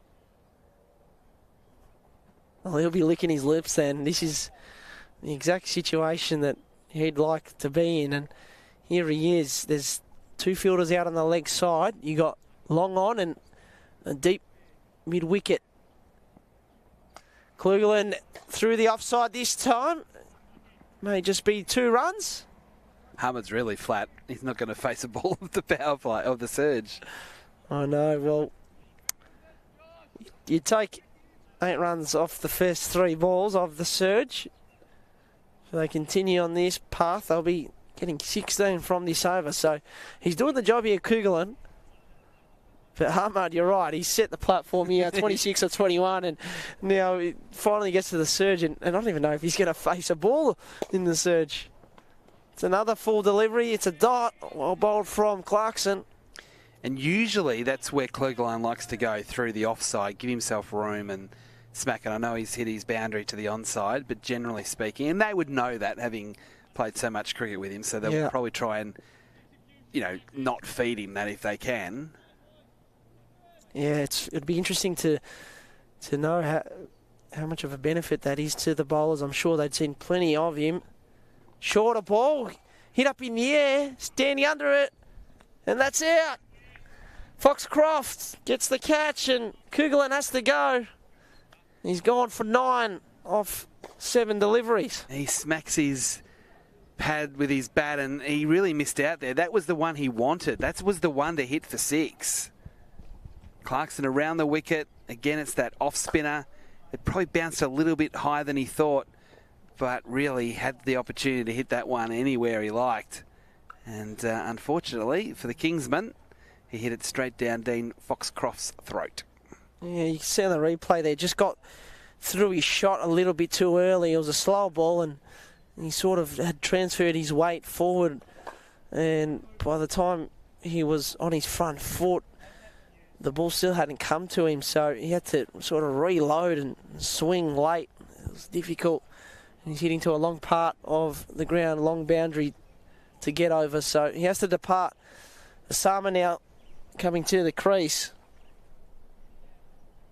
Here he is, looking to try and get a few runs here, coming in at number 9. Clarkson doing a good job here, and so far the power surge has, you'd have to say it's probably gone New Zealand's way. They've picked up 2 wickets in it. Yeah, definitely. And the fact that they've been able to keep Hamad off strike for the entire surge, it's a little bit of luck involved in that as well, but it's certainly played into the real benefit of New Zealand. It has. He hasn't faced many deliveries at all, so especially in the last couple of overs. So Sama here, how does he go about this last ball of the surge? We'll wait and see. 7 wickets down, the Kingsmen. 13 balls left in this first innings. Goes for the big heave, and wise decision there. Dot ball, and Hamad will be on strike for the next over. It's 7 for 132, and we're 18 overs in. Okay, so 2 overs to go. Can they get 20? Can they get to 150? That sort of mark. The surge hasn't really worked for them. As I said, Hamad did not face 1 ball in the entire surge. So he's going to have to do some heavy lifting here with the field spread. So they've got this over here where he'll be hitting into the breeze down the ground. But then the last over, he'll get a chance to hit with it. I believe. So Lennox, I think, will bowl this over.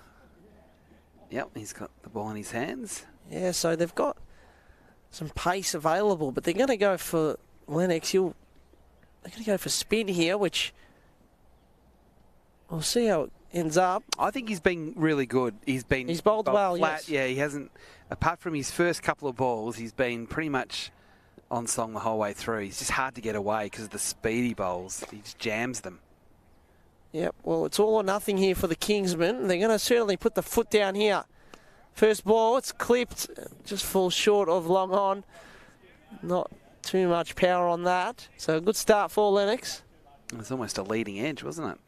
Yeah, not tough one to get away here, Lennox. He's a crafty bowler, one of the leading players in this New Zealand lineup. This time it's outside off, and it's a dot ball getting through to the keeper. Really good job so far here from Lennox. Every ball here is vital. Kingsman looking to get a good total on the board. Oh, that's a glorious strike. Osama, and that's 6. It's over the rope. He picked that up beautifully, and what a way to get off the mark.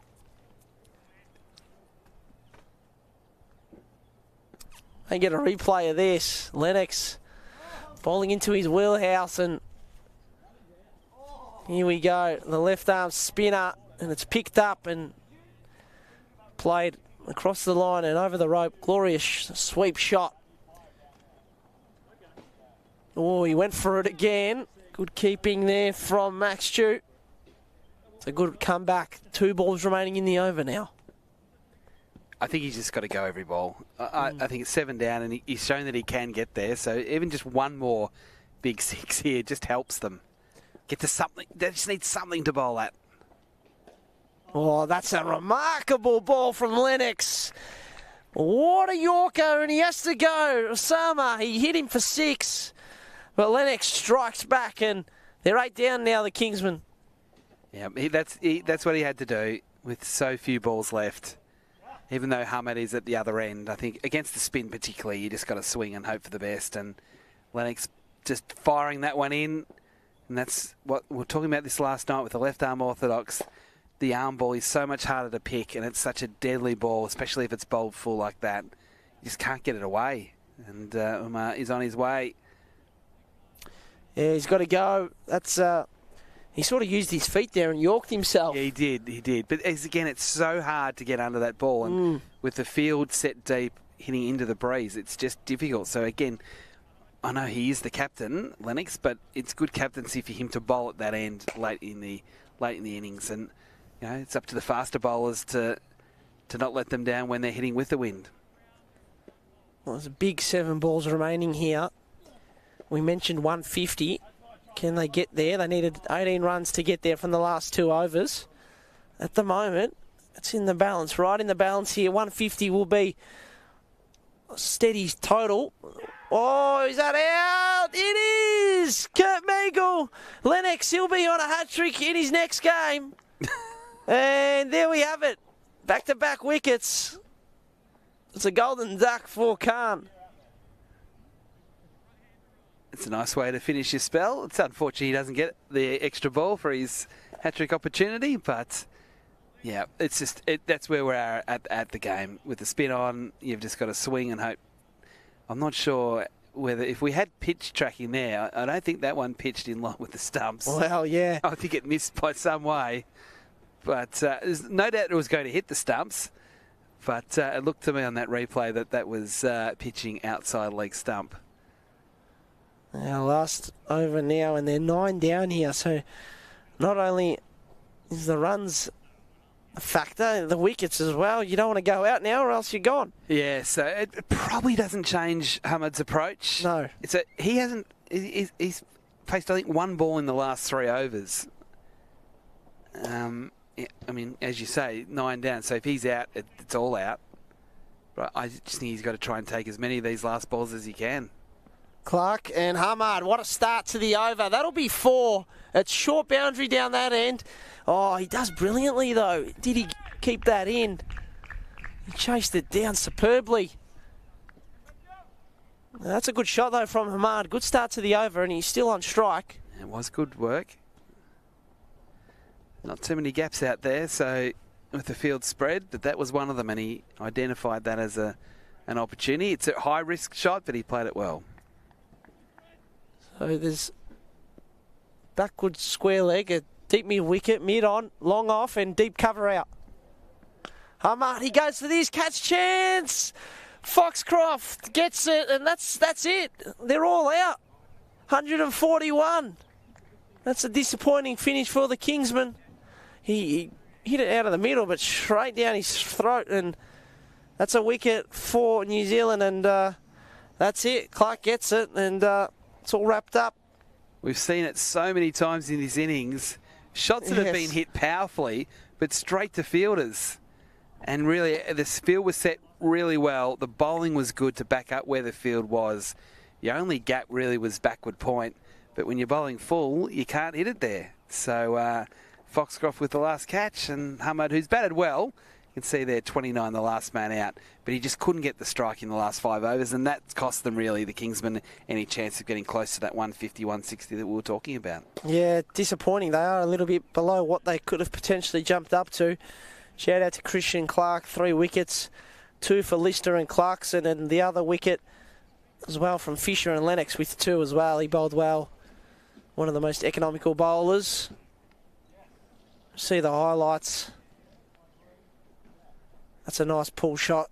That went for 6. Yes, it was a bright start, wasn't it? We saw a couple of big hits in the first couple of overs, and we thought, oh, hang on. And then, as I said before, just too many batters hitting it straight to fielders in the deep. And sometimes you can say that's a bit of bad luck, but really it's bad management. It's bad batting to just continually do that throughout the course of the innings. And it felt like whenever the Kingsmen were getting back into the game, they let New Zealand take back control, I think, too easily. There wasn't enough sensible batting. And even though they're able to get 142 on the ball, when at one point it looked like they weren't even going to get to 100, they've got something to bowl at, but it's, I think, really 20 runs short of where they should have been. Yeah, they were 3 for 30, so to end up with 141 is the positive. They could have had more, perhaps. We'll wait and see. See if New Zealand A can chase it down right after this break. Oi, oi! Have you heard what everyone's been saying?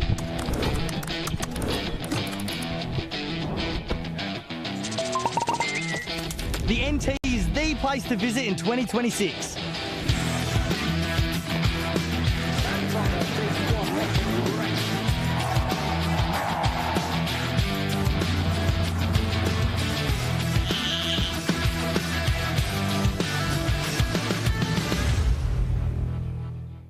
Students score big in Australia's Northern Territory. Discover the perfect pitch for your next chapter and open a new innings for your career. Join a vibrant community with world-class opportunities and enjoy our laid-back lifestyle while pursuing your dream field. Break free of the boundaries and hit your future for 6. Study in Australia's Northern Territory. Cricket taught us to chase boundaries. Out here, you'll find new ones. From hot springs to hotter curries, the Northern Territory surprises at every turn.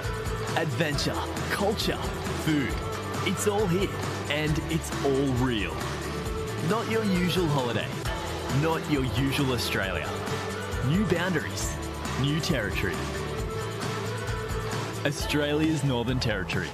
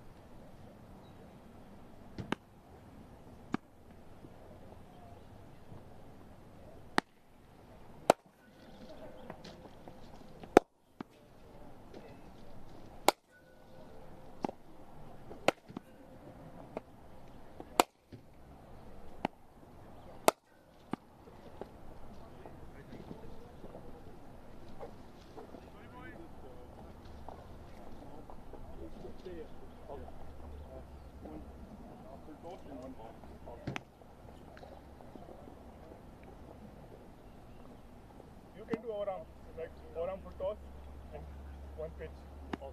Start from the, yeah, and hold on through. Start from, hold on.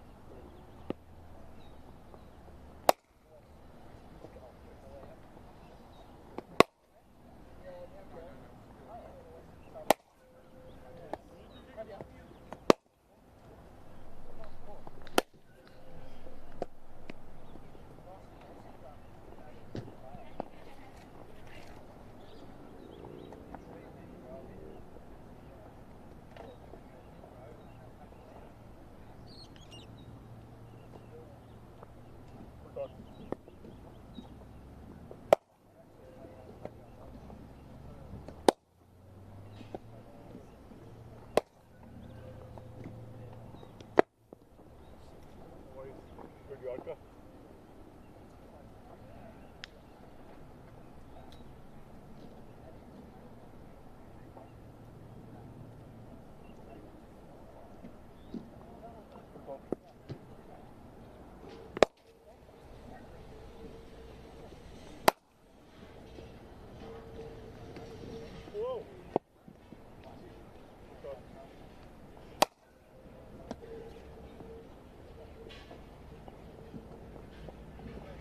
I think we should go the other net.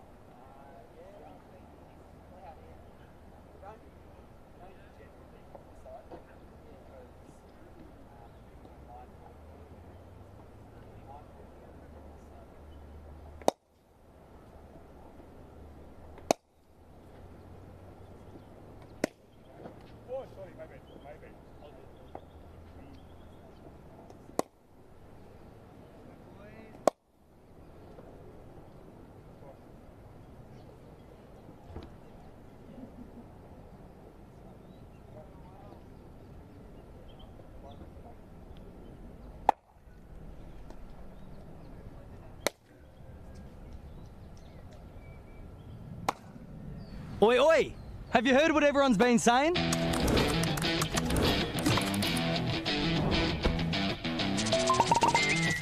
The NT is the place to visit in 2026.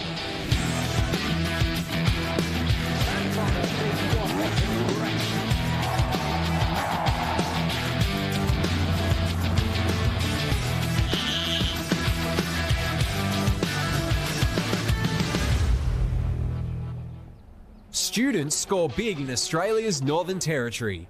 Discover the perfect pitch for your next chapter and open a new innings for your career. Join a vibrant community with world-class opportunities and enjoy our laid-back lifestyle while pursuing your dream field. Break free of the boundaries and hit your future for 6. Study in Australia's Northern Territory.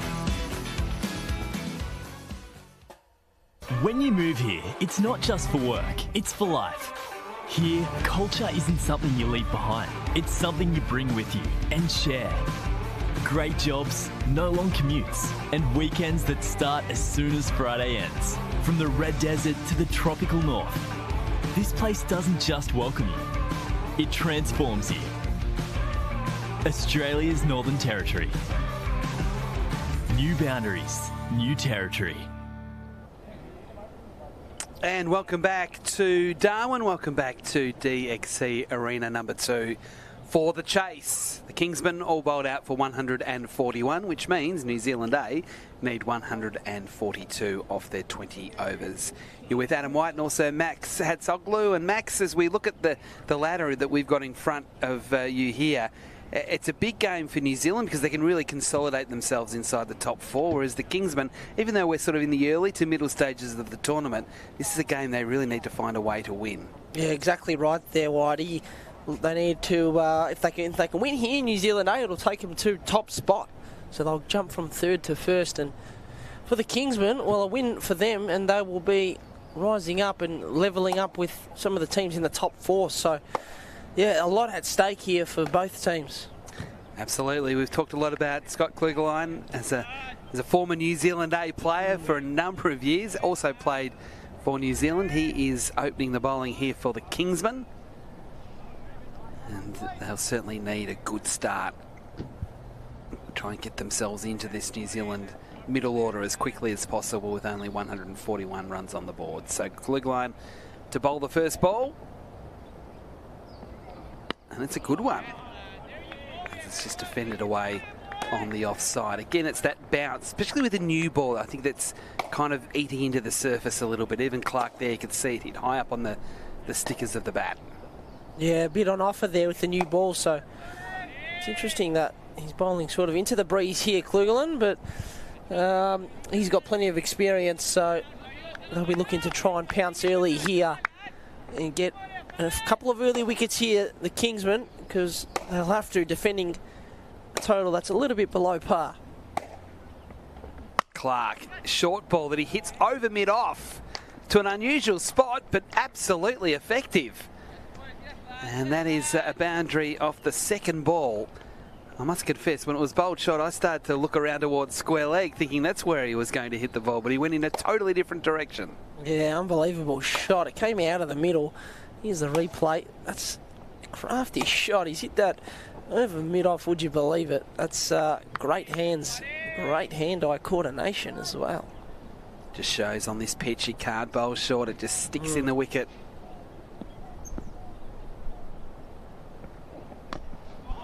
They'll pinch a single here with mid-on set quite deep.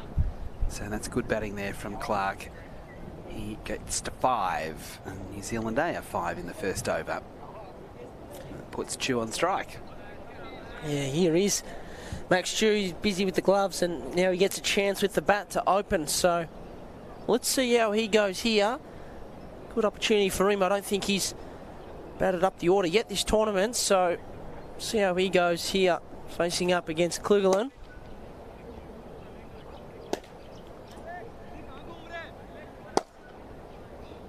Yes, we saw him with the gloves earlier on.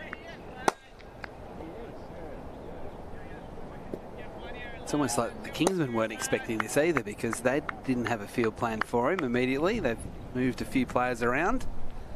The left-handed Chew.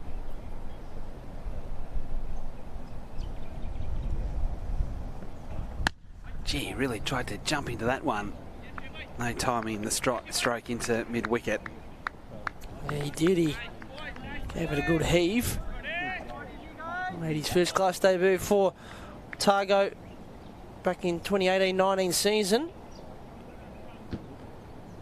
He was also named in New Zealand squad for the 2018 Under-19 Cricket World Cup. Some good experience behind him. 26-year-old now. Trying to really make a name for himself here in the top end series. Oh, that one has hit his helmet. And immediately the umpire's saying he needs to be checked. He looks okay, clearly, but that one made a really awful sound. And that was a bit quicker than he was expecting. Let's have a look at the replay here. And that's, yeah, straight onto the grill of Chu. Yeah, they will have to check the helmet here, see that it's all in shape, because he gave it a good swing and really flew off the bat and straight into his grill. He looks okay. Yeah, he does, which is good, but I'll just assess him here and go from there.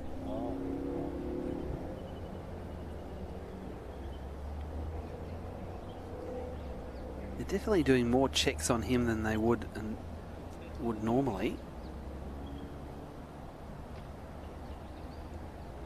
Now they're taking the helmet off just to check exactly where he was hit and whether there needs to be any equipment adjustment. So I think he's okay. It's just now a question of whether the helmet's okay. But it made a really difficult, it's a challenging sound when you hear that sort of thing. Yeah, that was a bit of a tough blow for him to take, but good to see now. It looks like he will continue. See there, the win predictor as it stands at the moment. New Zealand starting their innings a 63% chance of winning, according to our boffins. Yeah, that seems about right. Chasing 140 we saw in the previous game.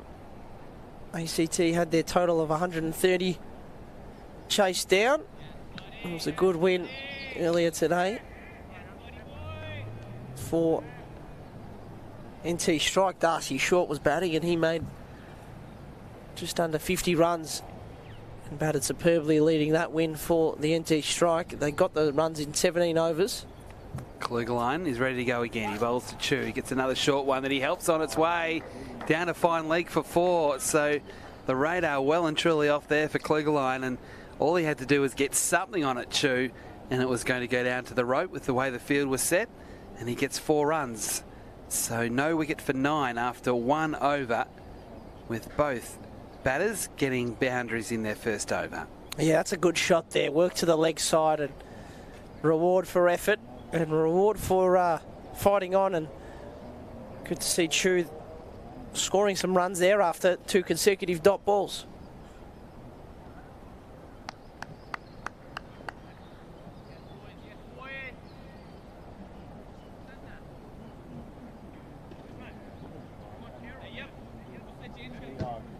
So a very nice start for New Zealand. Chasing 142 for victory. Madassa will bowl from the stadium end.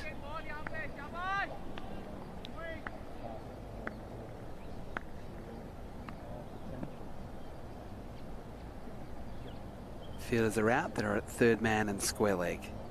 The left-hander, Madassa bowls. Cut and caught! Nice catch! And the Kingsmen get their first wicket in the second over. Madassa's first ball. And a nice catch at backward point. Yeah, what a catch, sharp from a ref. The 19-year-old, that backward point, as you said, Whitey. And that's a big wicket. That's a crucial one. They needed an early wicket, and they get it here, the Kingsmen. It was really a loosener, wasn't it? And it was cracked hard. But it was well caught at backward point. 2 hands, safe hands. Yeah, you can see Tajinder Dillon there in the background, celebrating that catch. It was a fantastic grab, and there we have it, 1 for 9. It's a good start. It's the start they would have wanted here, the Kingsmen, and with that wicket, Boyle comes out to the crease at number 3.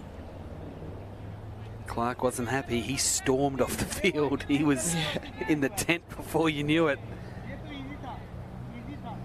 It's again one of those ones that's sort of, you know, a metre either side, and it's to the fore, but it was hit at such a catchable height. that even though Arif did have to move a little bit to his right-hand side, it was a catch you really want to be taking. So Boyle is the new batter, 1 for 9. Just a little bit of hope for the Kingsmen. 2 left-handers now on out in the middle for New Zealand with Boyle the new batter.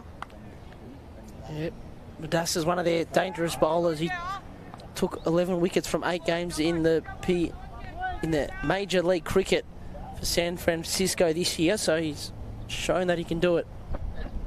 Oh, that one was a bit faster than Boyle was expecting, ballooning off the thigh pad. It may have been a little bit of inside edge as well. No, the umpire's saying all thigh pad, so a leg by, 1 more to the total, 1 for 10. And this is impressive from Madassa, a bit of pace. Yeah, it is. He's getting a little bit out of the surface here, and as we saw with New Zealand when they bowled, the quicks bowling from the top end of this DXC number 2 arena, they can generate a bit of pace and get a little bit out of the surface, especially with the new ball. So we can see just how far back the keeper is there. There's certainly a bit on offer here early for the Kingsmen. Yes, we saw when Fisher was bowling, the keeper was a long way back. It's a similar position here for the keeper with Madassa bowling. Down breeze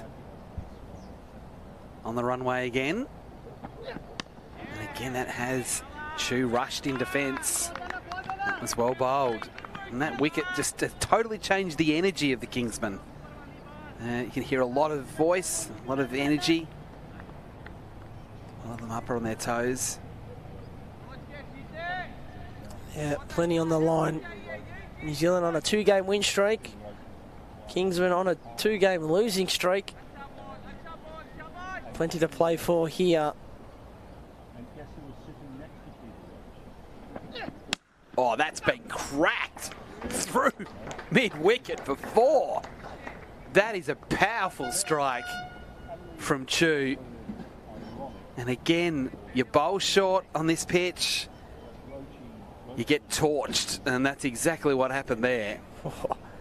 What a strike. That's the crack of the tournament. He absolutely smoked that. Look at that. What a camera angle. That flew to the boundary. What a shot from Chu. Absolutely smashed it. That was a bit quicker from Madassa. He even ran in quicker. He wasn't too happy about the treatment from the previous ball. And Chu can get a single into the offside. I'm very tempted to go see Chu after the match just to get a look at that bat. Absolutely on fire. Even that one sounded good, and it was only a punch to the offside.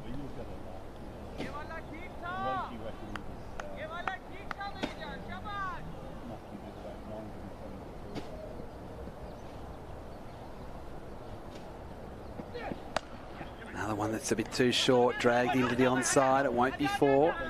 Well fielded, only the single out into the deep. That was terrific work there from Umar Khan to come around from square leg to do the fielding at mid-wicket. So the second over completed. A successful one there for the Kingsmen. They got a wicket, even though there was still 7 runs scored from that over as well. So you can see there the equation. 126 required off 18 overs, 1 for 16 with Boyle on 1. Chu on 9. You with Adam White and also Max Hatzoglu here in the bright afternoon sunshine here in Darwin. The breeze probably isn't as strong as it was, Max, about maybe a couple of hours ago. No, it's not. Very, very pleasant. You don't want to really be anywhere else in the world, do you, at the moment? No, it's absolutely glorious out here, and the ground's in good nick, and it's absolutely perfect out here. Beautiful. It's 4:30 local time here, and if you're watching and you're at home and you're in Darwin, come on down to the game. You can get your tickets at the gate, or if you want to purchase them online, you can as well. Also remember, you can jump online and get your tickets for the finals, which are all happening this Sunday, so a big day ahead.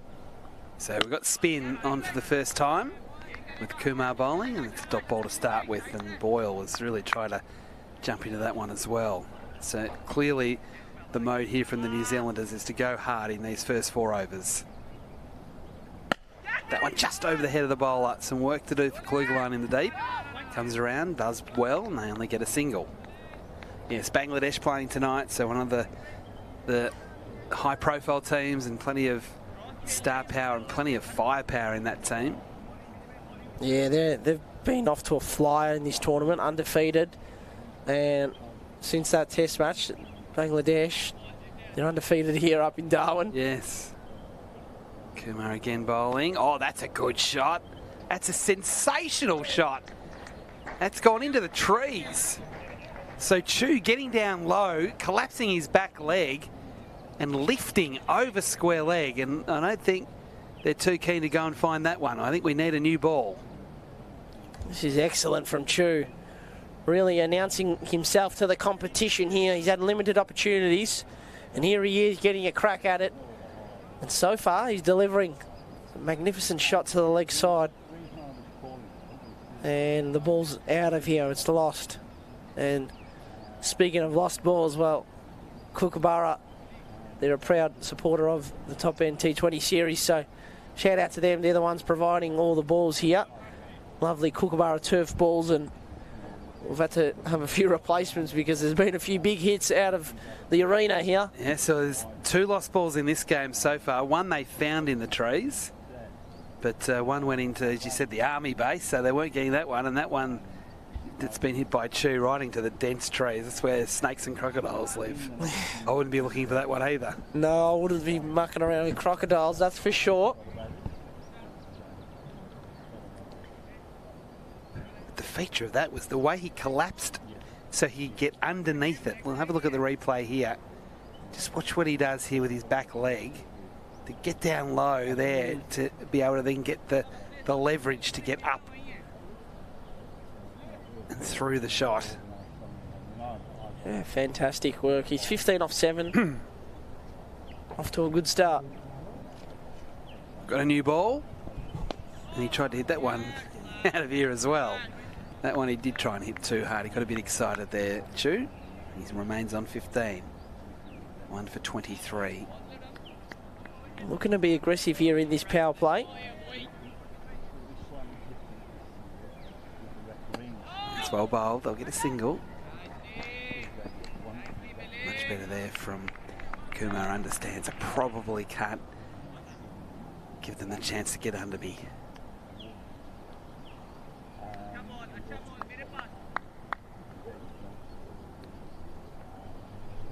That one's lifted again into vacant territory. One bounce over the rope.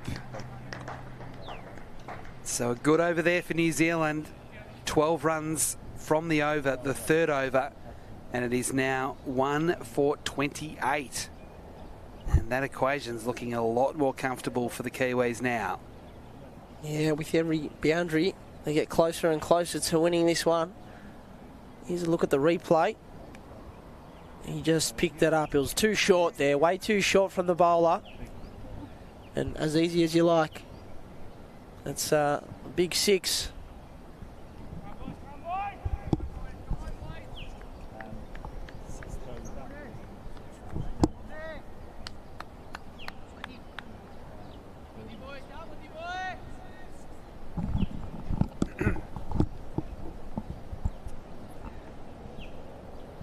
So Madassa, a second over here.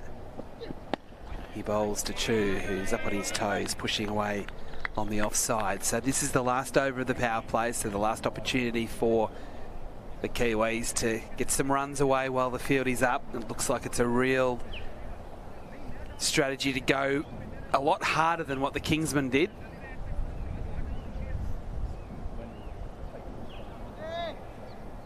They've lost 1 wicket in the process, but Chu's been very good. 16 off 10 after being hit in the helmet, in the grill.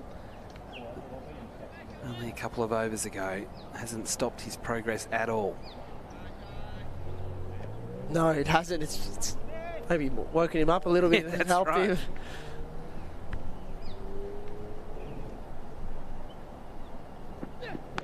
Again, he tries to muscle it through the onside and he gets it away. A chase out into the deep. A chase that's very well done indeed. Again by Umar Khan. And they come back for 2. Off the bat there, I thought it might have been able to get to the rope. It's always difficult doing the fielding out on the rope at the best of times, but particularly when you're in front of your teammates and the opposition, where every move is watched very closely. Yeah, that was well fielded. He had to move pretty quickly there, so credit to him there for doing that. Up to 1 for 30. I love how Madassa, how quickly he runs in. He sprints in.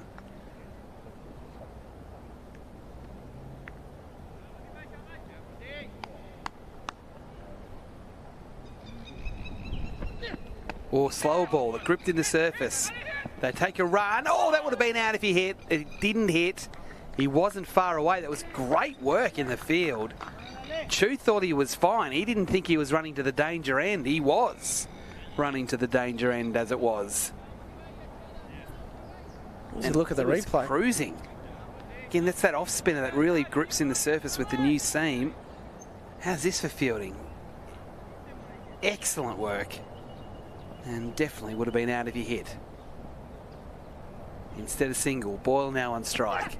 Boyle flicks fine, gets 4.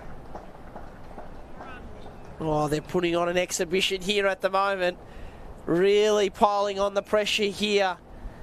Kingsman under siege. Chu was doing it before, now it's Boyle. Look at that, easy as you like. That's glorious, and they've got to pull something together here, the Kingsmen, and they've got to do it pretty quickly because time is running out.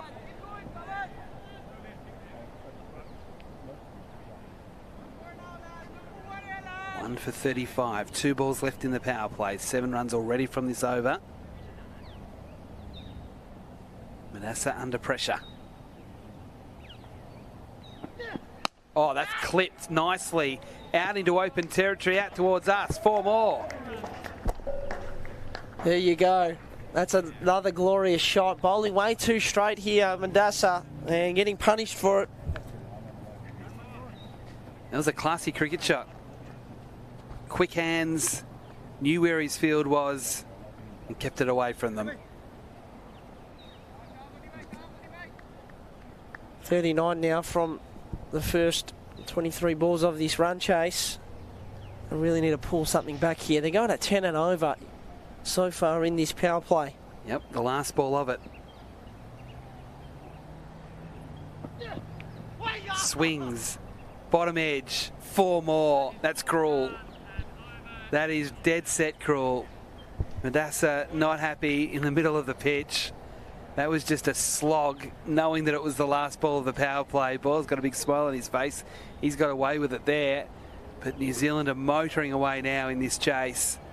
You can see here that this was not far away at all from going back onto the stumps. And it was a big, dirty swipe. But they get 4 for it. And Boyle is 18 off just 8 balls. Chu 19 off 12. 1 for 43 after 4 overs. So that over there going for 12, 14, 15, including 3 consecutive boundaries to end the power play.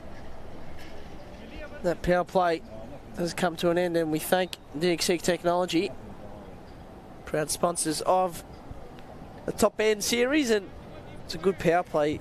Got to say, definitely going the way of New Zealand there. They did well. Kingsman, they took a wicket, and it was an early one. They had a 1 for 9 in the second over, but they let things go from there, and they've really piled on the pressure here. Max Chu leading the way, 2 4s and a 6, and Matt Boyle just then striking the ball to perfection. Maybe not on 3 occasions, but certainly the first 2 4s were excellent. Yeah, couldn't agree with you more. So spin again. And that's gone out into the deep as well. And it's over the top of the fielder. And another 6 to Chu. He's up to 25. Kumar dropping it short. And you just can't do that on this ground. We've said this so many times, whether you're bowling fast or whether you're bowling spin, but particularly if you're bowling spin, it's just too easy to get it away. And he gets into position so early to play it. This time was short again, but it was outside off stump. Chu trying to cut, misses. They've gone a bit flat, the Kingsmen. They have. Chu on a roll at the moment. That's better bowling. So much better bowling there from Kumar. That's where it has to be.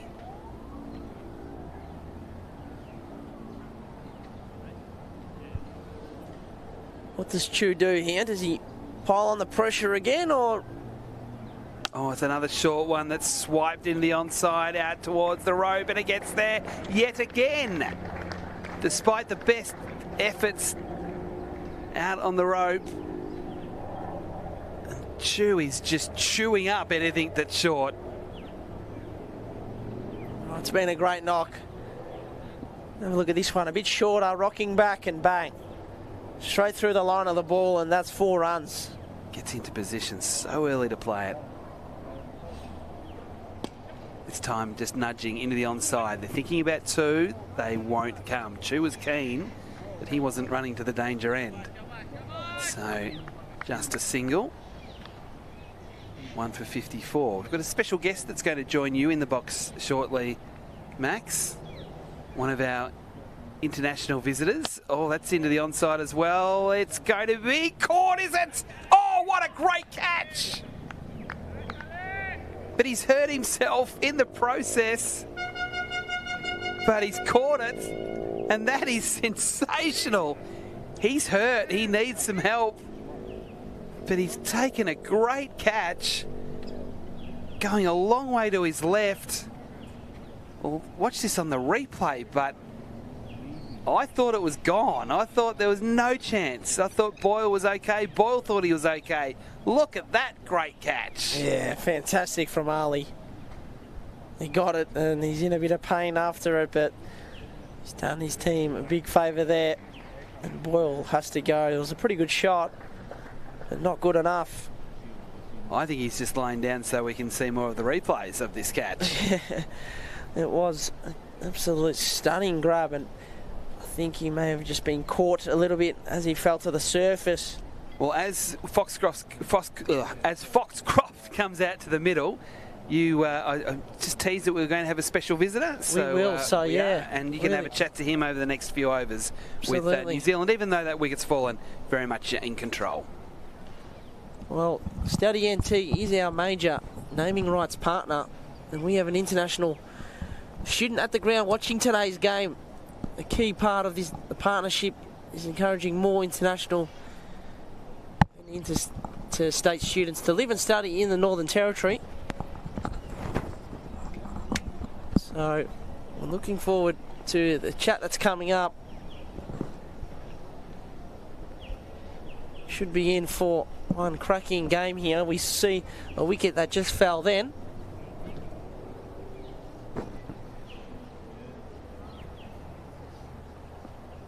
But a big thank you to Study NT.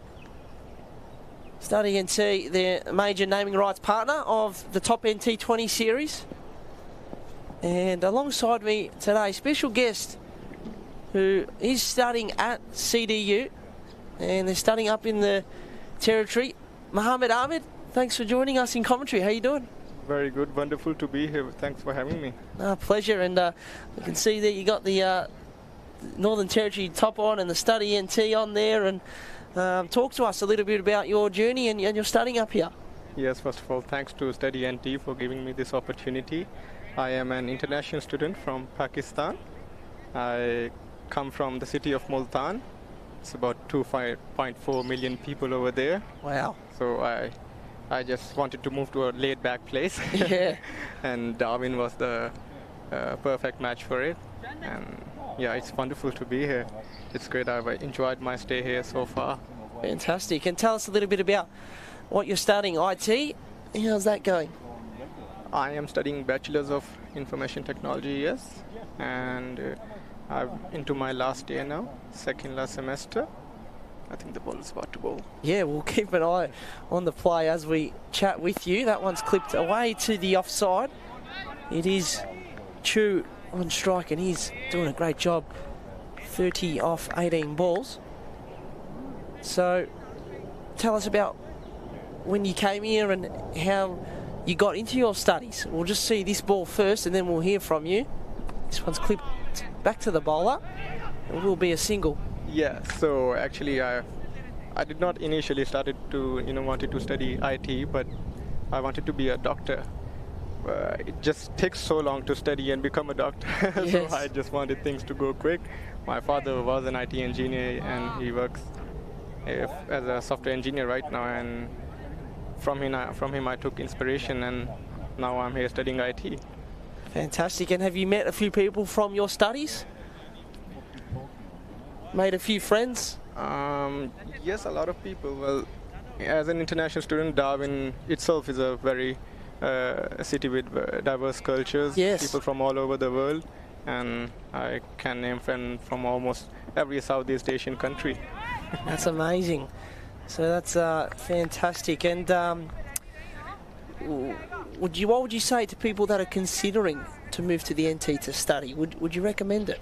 Absolutely, it's been great so far for me. Charles Darwin University, first-class university, to be honest, and it's very easy to get the support from the professors, from the teaching staff, and my learning journey has been very smooth so far. Yeah, I would recommend it to everybody I meet, to be honest. Fantastic. Yeah, I couldn't agree with you more. I think it's a wonderful option as someone that's lived here as well. It's definitely an amazing experience, and you can learn a lot and meet a lot of new people. We see a nice reverse sweep there. Have you done a bit of commentary before, Mohammed? Not really, but I've practiced it a lot in the mirror.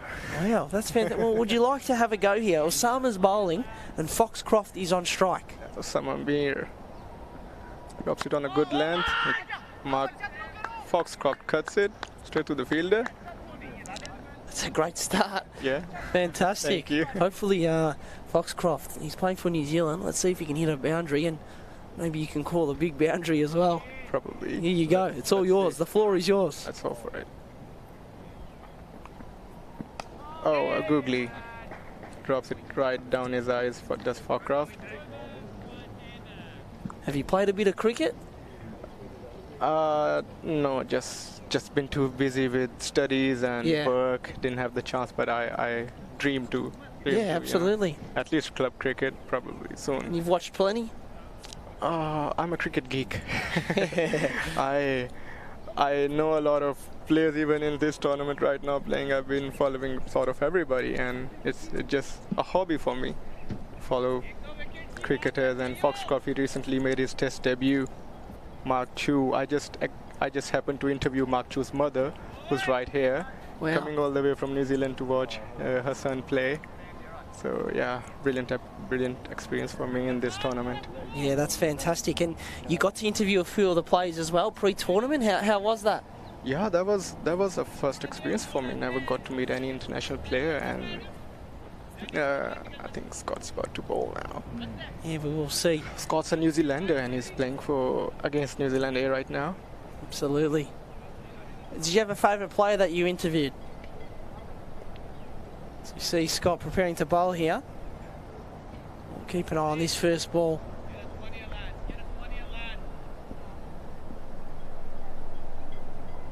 Scott Kugelin coming in. It's a straighter delivery. Chance for a run out. It may just end up being a single. So, yeah, Mohammed, your favourite player? Did you interview a few? Did you get a few interesting answers? Yes, I was thrilled to meet some international players. So first I interviewed the players from Hyderabad Kingsmen team, and I got to meet Hamad Azam, the skipper for them. And I remember he's played the 2015 World Cup for Pakistan. He's an international cap player. And I think meeting Foxcroft, he's the skipper of New Zealand A. He also just recently got his test cap, so it's a privilege to talk to them, get their interviews in. Fantastic. Well, Mohammed, we'll get you on after this ball for a bit of play-by-play commentary. You can close us off for the rest of the over here. How about that? I'll try my best. Beautiful. Well, I'll take the role of special comments, and you can go ahead with the play-by-play. So, at the moment, we're in the 7th over, and these two are just building nicely. And my name's Max Atoglu. Alongside me is Mohammed Ahmed. He's come from Pakistan, and he's studying an IT bachelor's. I'll share a fact with you. CDU. Here we go. Yeah.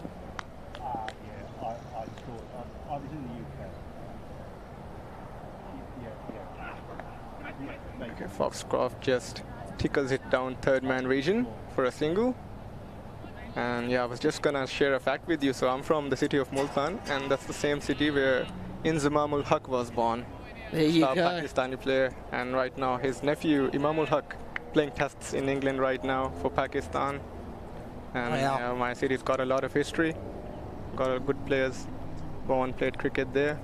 Scotty coming in for his 4th ball of the over. It's a very small world, isn't it? Yes, that's true.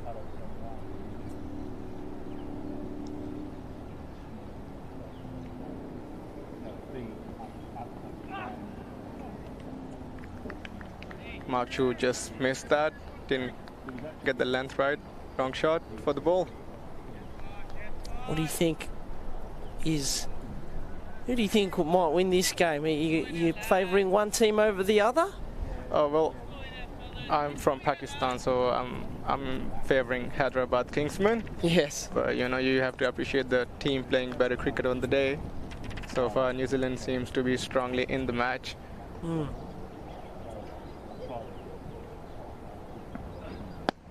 Great shot from Mark Chu, over point, but it's got right on the boundary. Didn't have enough legs on it. Dylan with the catch. It's a pretty good catch, wasn't it? Safe hands. Exactly, yeah, yes. And Chu needs to go. He batted well, didn't he? Yeah, I mean, he's played it really well, I think. High strike rate for this inning. Set a good platform for his team. He has, and that was a great shot. But unfortunately, a couple of metres inside the rope and he's out. So there we go. Well, Mohammed, thanks very much for coming on for a chat. Really appreciate it, and yeah, all the best for your studies and everything in your future. Thank you so much for having me for this interview. I'd just like to say a few last words. So my father, he started off his professional career being a journalist. And I would just like to say, hey Papa, hey, I'm doing a bit of journalism bit. I hope you liked it. Thank you so much for having me. There you go, Mohammed Ahmed. He's from Pakistan and he's come over and studying here in the Northern Territory at CDU. Great for him to be here with us, and we do thank Study NT. They are the naming rights partner of this Top End T20 Series. Great to have their support of the competition. So we thank Mohammed there for joining us. The best part was the Crocodile Dundee hat he was wearing, Max. Yeah, looking sharp as ever.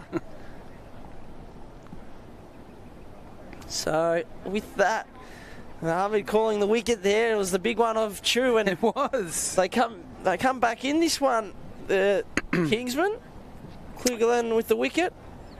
Yeah, I think they are. I think they're 1 wicket away from being back in it. But Foxcroft is the class show, so he's the one that they've got to get out. But if they can get one more, definitely.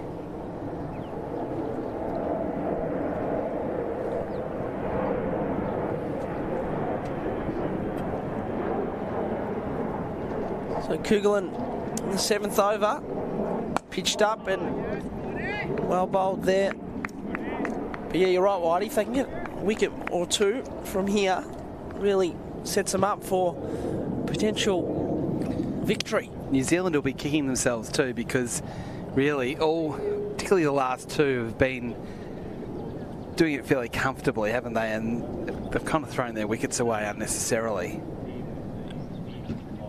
Yeah, they have, and even that last wicket there was a bit of a disappointing ending to Chu's innings, but he batted well. I believe that may be the first time he's batted this tournament. So for him to come out like that... No, he definitely did bat well. He had some really good shots. The way he's able to get back on the back foot and hit balls sort of square of the wicket that weren't overly short, but they were made short because of his footwork, and then the way he was able to for about collapsing that back leg to be able to get down low was particularly impressive. It wasn't. Now we're going to see a bit of spin the summer to bowl his second. The leg spinner, it's down in towards the pads of Foxcroft. But because they've been batting at a good rate, you can see there the run rate's at 9s. They can just milk the spinners. They don't have to do anything silly. We saw this last night that with Nepal, the Hurricanes, the run rate required just kept going up and up and up because they just couldn't get on top of the spinners, but they couldn't get the 6 and 7s comfortably either. It was, and so it just got away from them. But here, New Zealand, because they've got ahead of the rate, they're in much more control. Yeah, it certainly was a quick start to the run chase and put them in a good situation here, just needing 6 and over to win this one, just over 6 and over. So Bass loading up here with the bat. He works it to the leg side. Looking forward to seeing Mo Abbas here. He gets his first run. But Mo Abbas, he holds the record for the fastest 50 on an ODI debut. So a player that can certainly show some power. So keen to see what he's got up his sleeve. Well bowled there from Osama. They get a quick single. Foxcroft moves up to 9. A lot on the line here. Kingsmen looking to stay alive in the competition. They're needing to pretty much win this game to keep their finals hopes alive. It's just a 6-game tournament, and in their run home they've got Nepal and strikers to come. Clipping to the leg side there, and that'll be 2 runs for New Zealand. Abbas getting the 2.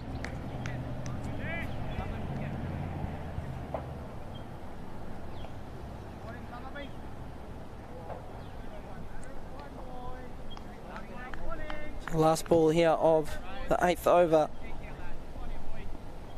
Required run rate still at just over 6. Let's work to the leg side. They're just going to settle for 1. Good batting. Yeah, no risks taken, and it's a good steady over there. 6 from it, and 3 for 69 after 8.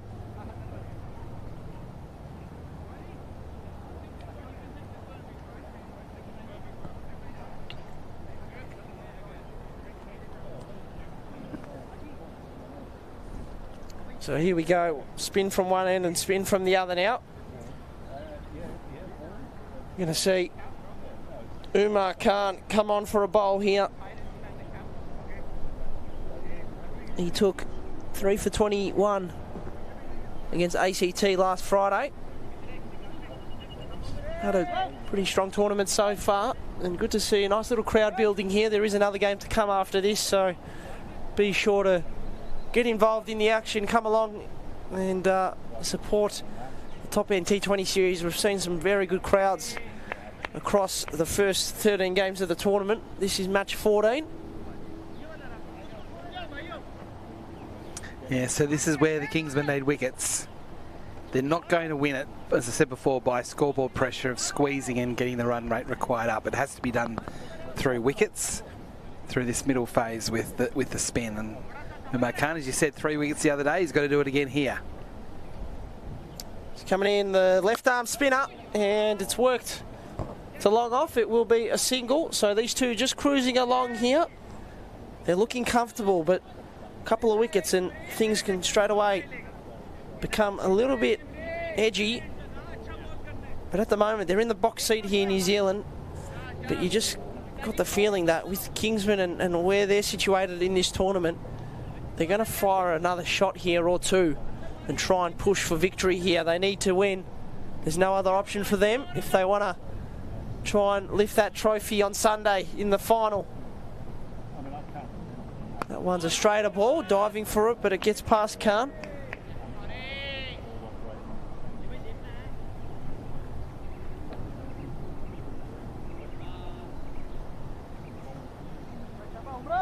He has started well here, Umar Khan.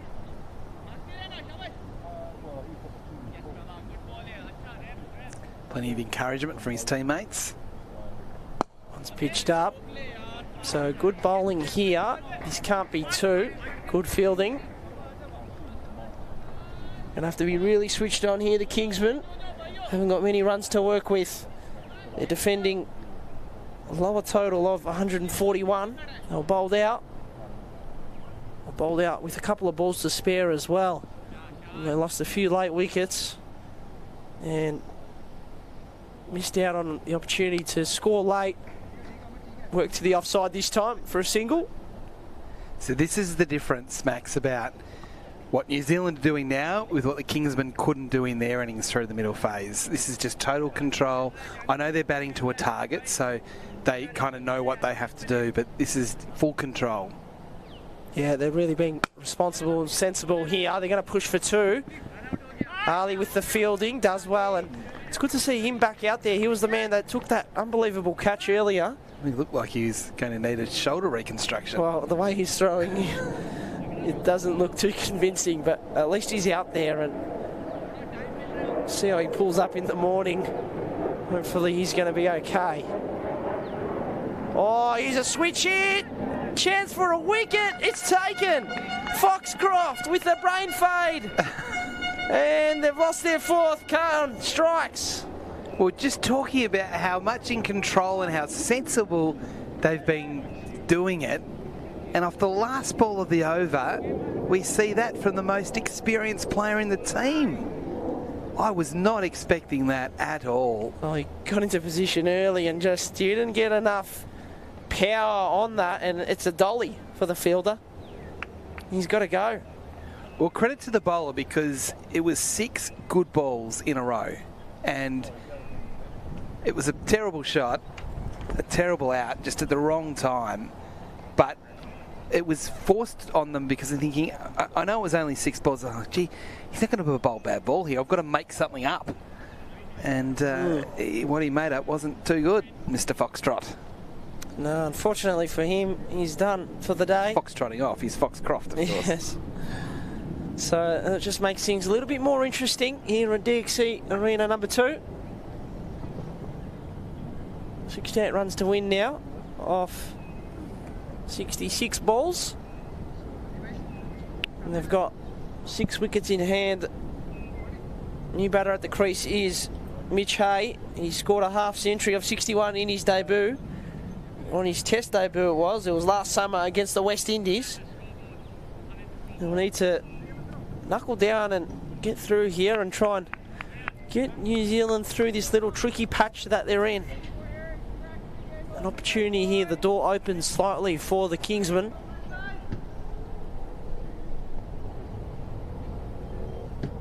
Sama, leg spinner, full toss, be a single. Noah Bass playing that one down the ground. You can catch all the highlights from today's game and all the other games as well. Head to the NT Cricket YouTube channel. Max Ellis and the team doing a great job getting those highlights up. Sama now, this time, a bit straighter, and it's pretty watchful there, hey? Yeah, it's good. Good bowling. They've definitely lifted the Kingsmen. They have, and they're working their way back into this one, to say the least. That's well bowled. On the front foot was Hay. Approaching the halfway mark of this run chase. So Josh Clarkson scheduled to come back in. He's got plenty of firepower. So they've got batting left here in New Zealand. It'll just be the single. It's all they're getting at the moment, isn't it, Max? It's really good bowling. Only giving up singles. I know they need more than just that, but the deeper they can get this game, the more of a chance they are. I know that's stating the obvious, but it's not going to be done in a rush. Absolutely, and the deeper these two can take it without losing a wicket, the more that this game goes into their favour. Yeah, and that's why it's a bit of a stalemate, isn't it? Yeah, and the stalemate suits New Zealand here.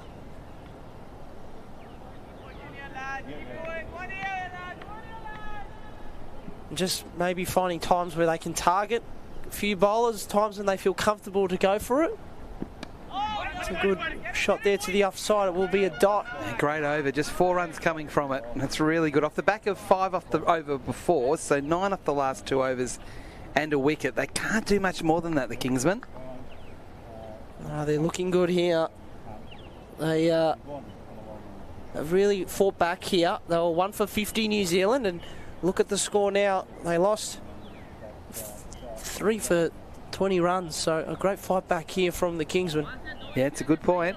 They've definitely won the last 5 overs. Can they win the next 5? It kind of looks like, Max, they're going all out spin here. Spin to win. Yeah, Umar Khan coming back on. They are definitely favouring the spin here. All right, let's see how he goes. Left arm orthodox. Oh, bowl just dinked into the onside by Hay for a single. Again, it's good bowling, not giving anything away. Daring the New Zealanders to take a risk, which is what Foxcroft did and failed doing it.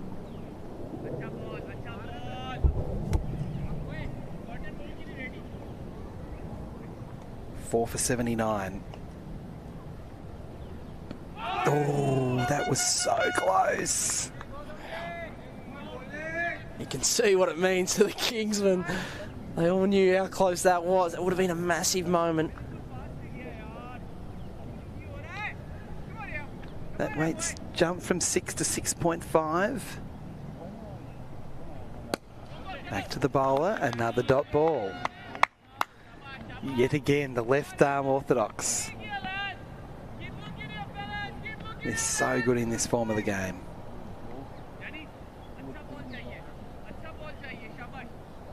The Kingsmen can sense it. Lots of noise from the fielders. Another one's a little short, pushed into the onside. Again, it'll only be a single. That's now into double figures. 4 for 80. I'm not sure, Max, whether the sun could be in a worse position for us as commentators. Yeah, it is really beaming into our faces. Yeah, beautiful sunsets here in Darwin. We shouldn't be complaining about the sun, of course. Oh, bowled! They have got that really important 5th wicket, and it's that man again, Umar Khan, and it is 5 for 80, and it is game on now. Huge moment in the game. And as you said, Whitey, game on it is. So Hayes, the latest New Zealander, to just lose patience, trying to make something up because they couldn't get any more than a 1. Pressure building, and the wicket falling. I can't speak more highly of how well this young man has bowled. Doing a good job there, and Hay really disappointed there. He went for a lap and he got too far inside it and left his leg stump exposed. Did he need to play that shot? Well, it's a game of risk v reward, and he went for it a little bit. Well, the answer is no. They don't have to be playing that shot. So 5 for 80 now, and Clarkson can bat. He's more than capable. He's won a Ralph Ruizzi medal up here in the Territory. Scored 757 runs back in 2019. He won the league best and fairest that season. He took 19 wickets as well. He scored 200s as well in that season, playing for Pints up here in 2019. So here he is with the bat now. He's a man that's got plenty of power, so he's going to have to sort of weigh up how he goes about this innings and sort of figure it all out, how he's going to use his strengths of power hitting in this situation. Okay, Umar Khan 2 for 7. 1 ball left in the over. Played into the onside. He gets it past mid-wicket, so Clarkson can get off the mark with his first ball. 5 for 81 the score. Clarkson 1. And you can see there on the batting card, Abbas on 10. There's a lot on his bat now. The last of the recognised batsmen, if you like. Into the all-rounders already. And they're going all out. They're just... I think they have to here. Go with their best spinners. See where what it looks like in 3 or 4 overs time. It looks like Harley's going to bowl. The man that went down with a bit of a shoulder complaint earlier. Well, got a bit of magic spray when he came off for the couple of overs. Bit of magic spray, and he's good to go now. So 5 for 81. The required rate sitting at 6.77. So that's in control. Their issue, New Zealand, is that they've lost 5 wickets, and they haven't needed to have lost 5 wickets. I don't think it is Ali. His name did come up there. Yeah, it's still Osama, yeah. Osama's still going to bowl.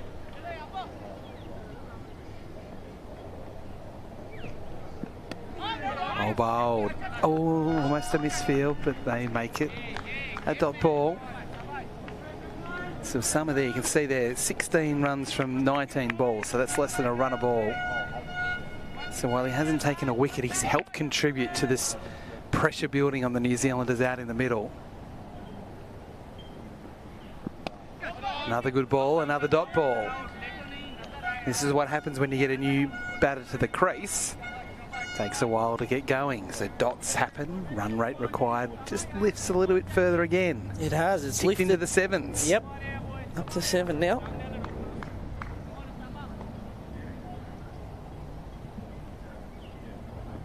A bit slower, defended, the bowler does well.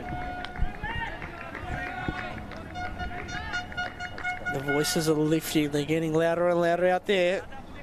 Kingsmen, they can sense that they're really starting to turn the game in their favour. They've just got to continue that, and these are some big decisions being made now. Do they keep a slip in, or do they add a bit more protection? Looks like they're going to go with the extra cover there, so no point, but you got 2 cover fieldsmen. Oh, he tried to club that one. He's mistimed it, but it's actually gone out into the deep and they get a single. But Clarkson was trying to play that away on the offside. So just 1 more to the total. 1 run from 4 balls in this over. 5 for 82.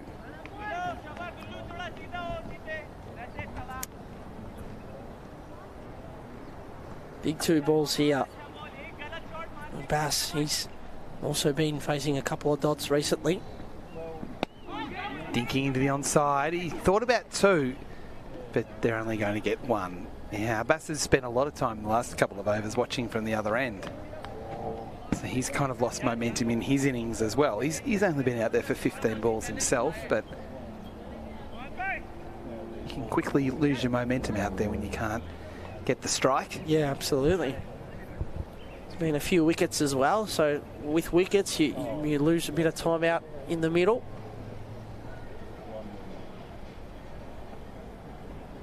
Five for 83. 1 ball left in the over. 1 ball left in the spell of Osama. And that's a good one. We'll get a single, but that's all. So 4 overs have cost just 19 runs for Osama. So he's certainly done his job. No wickets, but as I said, certainly contributed to wickets at the other end. So 8 overs remaining, 58 runs to get. So a tick over 7 runs and over 5 wickets for the Kingsmen. Yeah, this is a big over now coming up. Because you feel like they can only win if they get 5 wickets. I can't see them, New Zealand falling short of the runs. Yeah. When the overs expire. Absolutely. It is a big moment. And even if they maybe don't bowl them out, they can get them down to 8 or 9 down. Maybe that could also get them over the line. But they're definitely going to have to take wickets here. And I think this is the over that Clarkson can target. He can really look to put the foot down here, and I don't think they can against Khan. I know what you're saying, and I don't necessarily disagree with you. I think he's bowled too well. I just think, and I know he has, but I wouldn't mind them taking the risk here. Clarkson is a known power hitter with the wind behind him. It's a bit of a risk, but I wouldn't mind seeing him actually back himself here.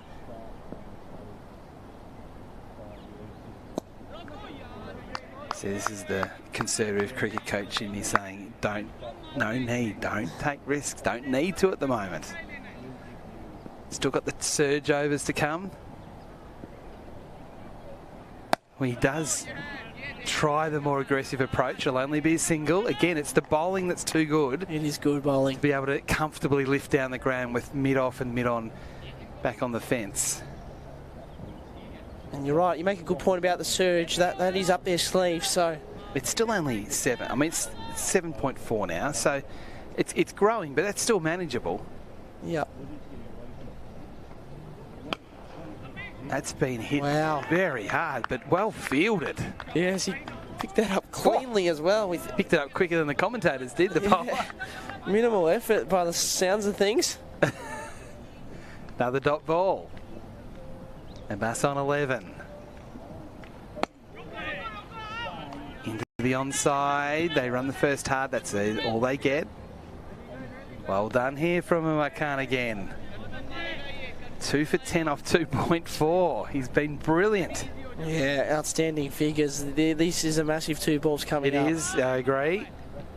Do they hold their patience, New Zealand, or do they go for broke?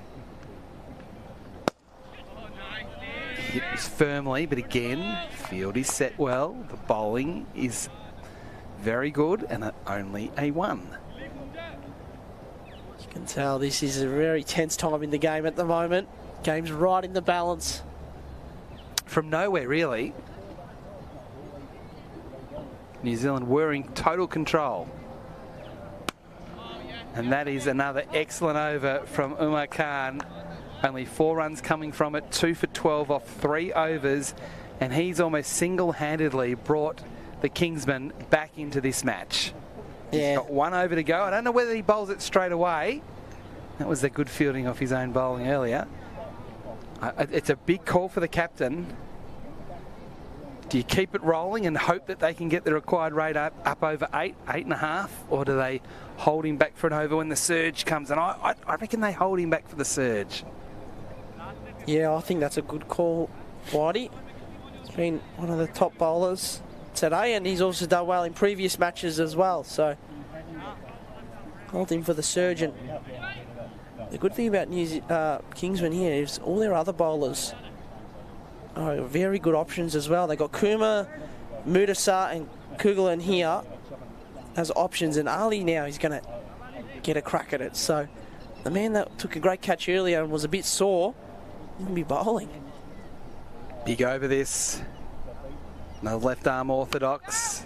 Into the offside. It's pushed out into the deep. Only be 1. Clarkson needs to weigh up and pick a zone here. If he's going to go big, he needs to assess where he might go. Mid-on may be an option that's a little bit risky. That's against the breeze. If you can maybe go a bit squarer, yeah, better option. Again, some work out in the deep to make sure it's only 1, and it's work well done.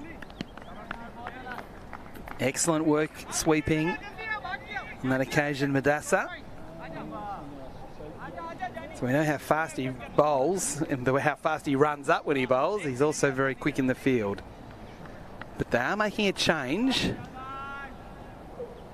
Yeah, it looks like, yeah, Madassa making a bit of a straight swap there. Yeah, I thought he was doing quite well out in the deep. Oh. Ali again. Back to the bowl and caught! Oh, the Kingsmen! I reckon they're on top now. Abbas out for 14, 6 for 90. And the Kiwis have collapsed here in Darwin.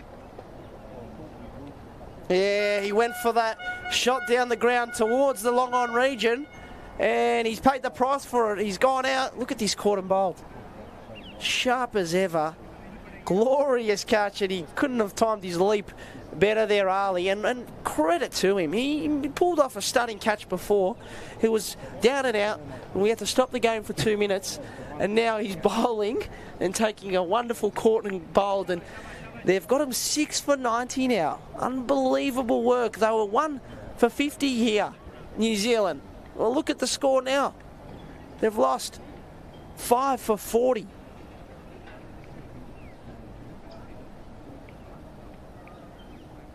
Well, I didn't think this was happening. I could not see the Kingsmen after what Chu was doing early in New Zealand's innings. He was doing so well. and just taking the game away from the Kingsmen. And look at that now, the Kingsmen Academy, the 57% favourites. There you go. New Zealand would have been up at around 80 to 85 potentially at one stage. Now it's all flipped on its head, and the Kingsmen, would you believe it? Clark, the new batter to the crease. And Ali, as Max said, taking a brilliant catch in the outfield. We thought he was going to go off to hospital, and he's back out there bowling, taking wickets. 1 for 2. Clark now, he's got the bat in hand on strike. Big job to do.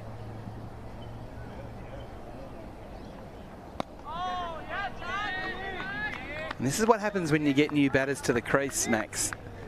You get dot balls, and that's why I was saying before, when Foxcroft was just nudging it around, taking a single every ball, that's all they had to do. They got him way up now as well. The surge as well is yeah, well, that's right. With 2 new batters at the crease, they're 6 down. And if they take the surge of being 6 down now, like in the next few overs, that's really all or nothing option if they do go for it. Yeah, I don't think they can take it just yet, because these two need to have at least another sort of, I think, 10, 12 balls under their belt. Into the onside again. Bowling is good, so they're only giving up ones. That's almost at 8.5 now, that required run rate. Yep, so over bowled, 6 for 92 the score. So 6 overs to go, or 36 balls, 50 runs with 4 wickets in hand. So this really is going to go down to the wire. We never thought that was possible. And with the surge still to come as well,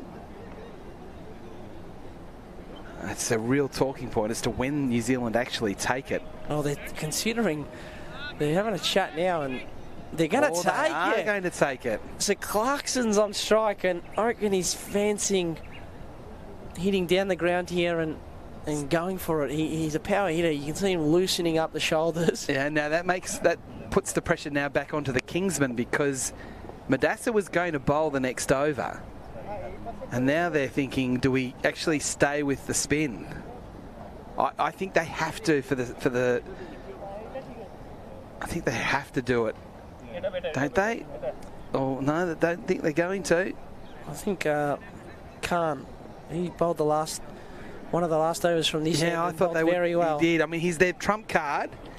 I felt like you want to keep him back, but with only 1 over left, you also want him bowling in the surge, because he's just been bowling so well. And I think he would suit Clarkson here, spin rather than pace, but they're going for the pace option, so we'll see what that results in. But it's really game on here. This game could be over very quickly, or if they lose a few wickets here in New Zealand, it could be going right down to the wire.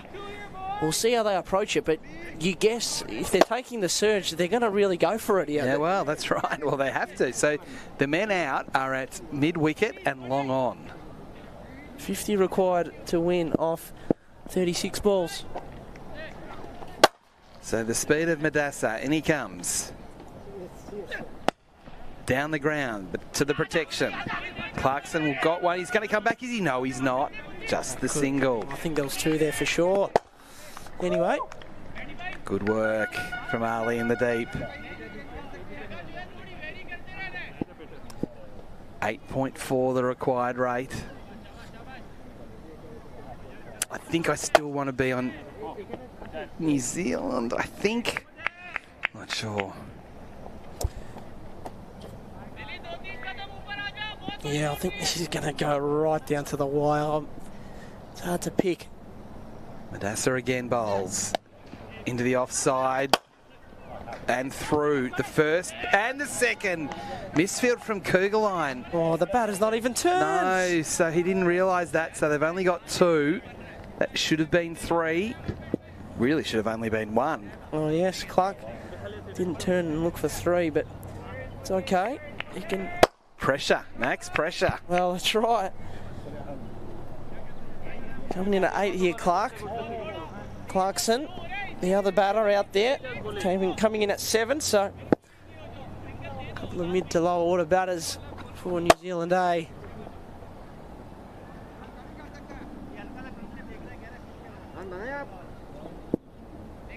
Our two fielders out here, they're pretty much 40, 50 metres apart from each other. They're quite close to each other, and they're both long on, and one at cow corner, and they're going to actually move Milland a little bit squarer. Lots of chat going out there. I'm not sure who's leading the team at the moment. Madassa again bowls. Short ball. Oh, that's a good shot. That wasn't the right ball to bowl, and that's the first boundary for some time. It goes to Clark. I've been hammering on about this all match. You can't bowl short. It doesn't work on this pitch. He mis-executed there. And especially with the field that's set as well. Yeah, dragged it down. It was a bit too straight, but credit to the batter there, getting inside it and looking to target that square leg and fine leg region. So great batting there, and I wouldn't mind if he tries that again or opens up the offside, because if he tries to hit towards cow corner, there's fielders here. Oh, wickets! Madassa's got the wicket. It wasn't the best of deliveries, but that doesn't matter. Edge through to the keeper. And New Zealand loses a 7th wicket. 7 for 99. Clark on his way. And the Kingsmen strike in the first surge over. Yeah, he tried to target the square leg and played across the line. Wasn't the right shot. And how good is that for Madassa? He's absolutely pumped up. What a wicket. And they've got him 7 down now. They're well and truly ahead. And they really should go on and get the win here. But is there one last twist? Well, if I was still leaning a little bit towards New Zealand, Max, but I'm off them now. What a game here. And 43 now required from the last 33 balls. 3 wickets in hand. Kingsman ahead at the moment. Required run rate is at 8 and over. Fisher to the crease now, having a chat with Clarkson. We're in the power surge. So Fisher coming in at 9. Bowled earlier. Here he is, having to do the job with a bat. New Zealand yet to lose a game in this tournament. If Kingsmen do go on to win this one, it really makes the tournament quite close, and it bunches up a whole bunch of teams on the ladder. So it's a big game here. 2 balls left for Madassa in this over. He bowls to Fisher. Into the onside he goes. Just a single. Good start there from the new batter. Getting off strike immediately.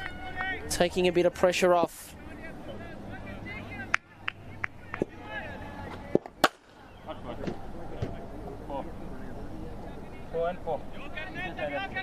So Madassa, he's bowling his 3rd over here. Kugelan, he's still got 2 to go. Kuma's got 2. Khan's got 1, and if they want to go to Ali, they can as well. He's got 3 left. Into the onside, but no run. Madassa very good.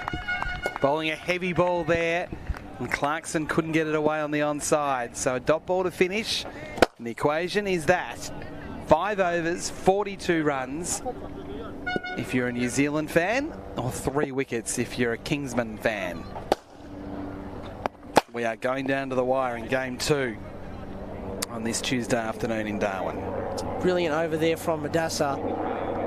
His other over in the game, in the 4th over, that went for 15 runs. So for him to come back here and bowl that is superb.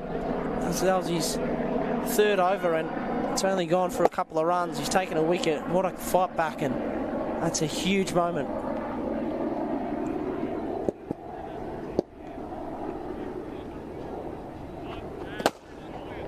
So who's bowling the 2nd over here? Kugelan. So they're going pace both ends for the surge.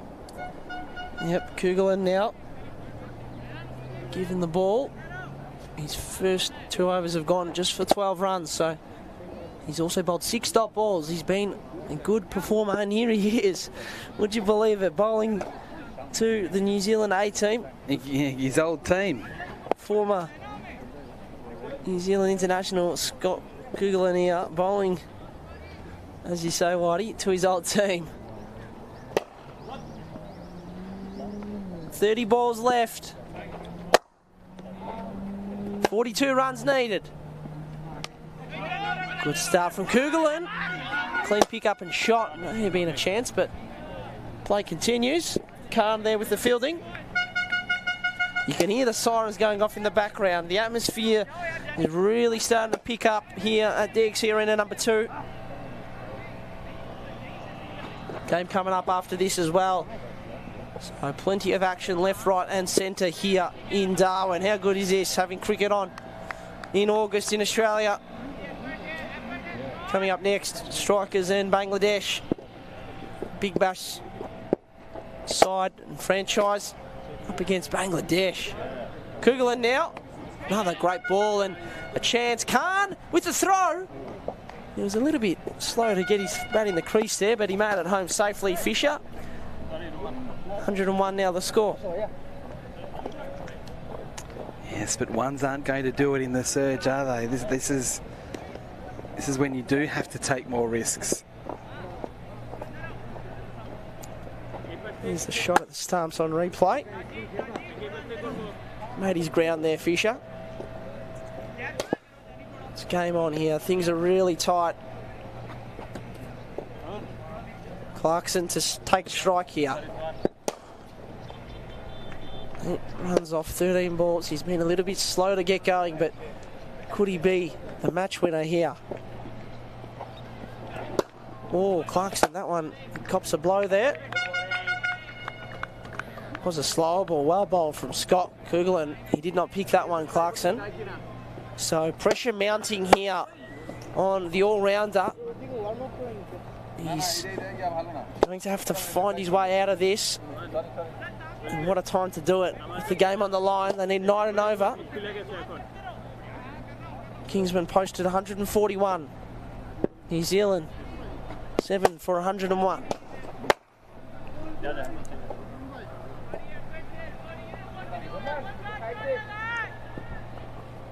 Great start to Kugelin's over here.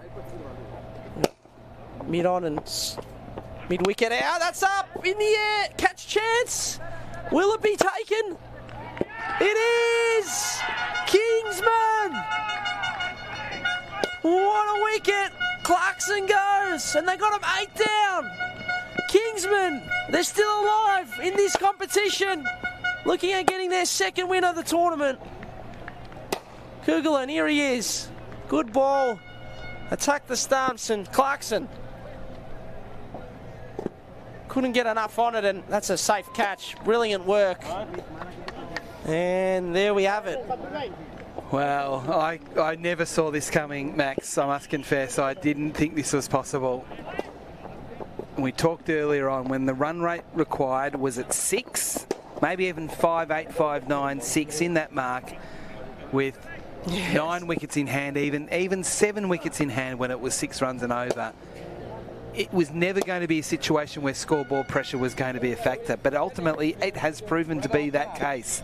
With the rate at 9s, New Zealand feel they just totally lost their way. They totally lost their way, thinking they could only do it through big hits and inventive shots rather than just good cricket shots and just keep the scoreboard ticking over. And then all of a sudden now we get to a situation where they feel, I mean, it is the surge, I get that, but they feel they need to just do things they have not needed to do throughout the course of this innings. It's been unusual for such an experienced and good team to be making the decisions they've made. Has surprised me. Oh, it has, and they've really struggled here. They were 1 for 54. Now they're 8 for 101. Would you believe it? They were cruising along. The game is totally flipped. It's been a good team performance from the Kingsmen. They've had all their bowlers take a wicket except for one. Kugelin hit to the offside, and that's very well fielded. Brilliant work there at backward point. It's great work from number 9 there. Maybe Summermert. So the game on the line here, to say the least. Kugelan with another fantastic over, just the 2 runs from it. 1 ball remaining and also getting the wicket. They're going to have to start getting a move on here. It's 9.6, the required run rate. The next over is massive, and so is this ball. Kugelan in towards Fisher. Oh, that's nice, but there's a fielder. There's protection there. So bowling to his field is Kugelan, and what an over. 3 from it, the wicket, and it's 8 for 103. 4 overs left. Sama Mur, he's the one that hasn't taken a wicket, but he's gone for less than 5 and They've over. all done well, haven't they, with the ball? Great team effort. Yep, and like a real mix of bowlers. There's the right arm pace, left arm pace. You've got leg spin, left arm orthodox. It's a nice variety. Yep. And they've all done their job. To defend 141 would be an incredible effort in good batting conditions. Absolutely. This is a very spirited performance from them. They lost yesterday to NT Strike. Disappointing loss. They had their moments in that game as well. They were in the box seat at various stages, and NT Strike did well to win that. They performed strongly. But here they are now, knocking off one of the teams that has been touted to go all the way and win this by many. Undefeated here at New Zealand, but they're under siege. Fisher takes strike. Clip to the leg side, will fall short. So Jinder Dillon picks it up and keeps it to just the 1 run, and that throw there straight into the surface and umpire there. Yes, you and I both saw the same thing then. You see the dew come off the ground there as well on the bounce throw. Starting to get a bit sweaty and slippery out there. Well, I couldn't believe the dew, how significant it was last night. That was amazing. It gets quickly it came. Oh yeah, it becomes very slippery, and for the batters it becomes tough as well because they're sweating. You got to keep grip, and that was something I really struggled with when I first came up here to play. So 8 for 104. They're pretty much needing now 10 runs and over. And the way we're going, the game won't finish until about 9 o'clock tonight. Spending so much time between deliveries. Oh yeah. Madassa in, no edge, there's an appeal, so it won't be given out. Lennox, the captain, out there batting. So really under the pump now. Every ball here is vital. They're going to have to find a boundary here. At least 1, maybe 2 or 3 in this over to get back control.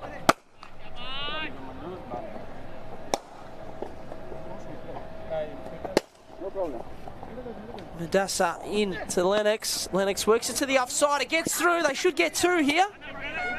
And they do. So nice work there. I don't know why he was holding the ball.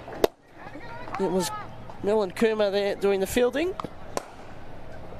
Maybe waiting for someone to back up, but they get 2, Lennox and New Zealand. So their score moves up to 106. They need 142 for victory.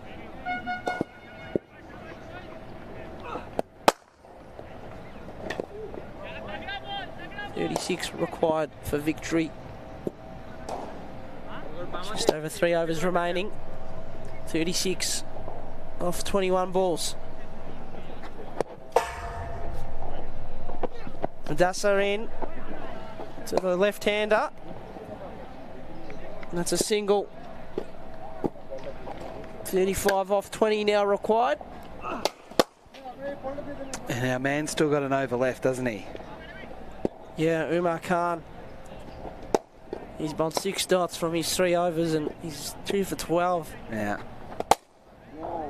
The captaincy here has actually been excellent. It has, and he made that big decision as well to bowl Madassa, who did bowl an over for 15 earlier in the game. And he's backed him to come on, and he responded in a big way.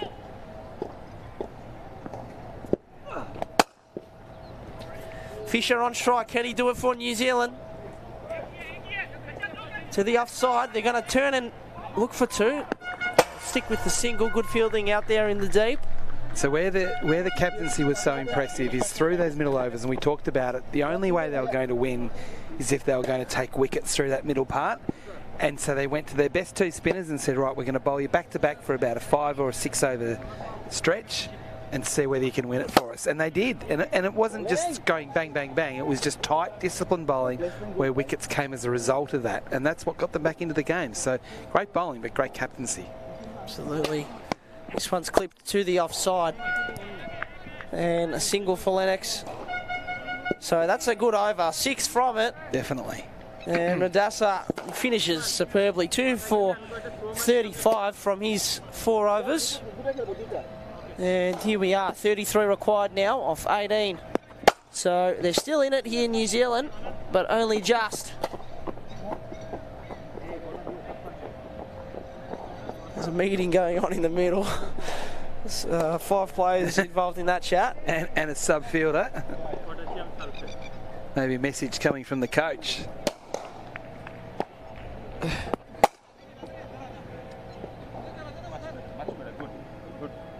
Wonderful study NT top end T20 Series cricket going on here. And we thank DC Technology and the Northern Territory Government for their support. We're watching this game live and free on 7plus if you're in Australia. And also hello to everyone watching from around the world. Thanks for your company, and hope you're enjoying this one. It's been quite a game full of entertainment. Will there be one last twist? 33 needed off 18 here. So Umar Khan's bowling now. This is the guy we're talking about who's been so good for them. Left arm orthodox. 2 for 12 from 3 overs. So they're going to try and sort of put the game to bed now, aren't they, the Kingsmen? Get it out of reach. The only thing I'd say here is the left arm spinner spinning it in towards the left-hander. That's out. It's gone. What a wicket. Umar Khan strikes. And they've all but won it here, the Kingsmen. I think you'll be talking to Umar after the game, Max. He has been sensational.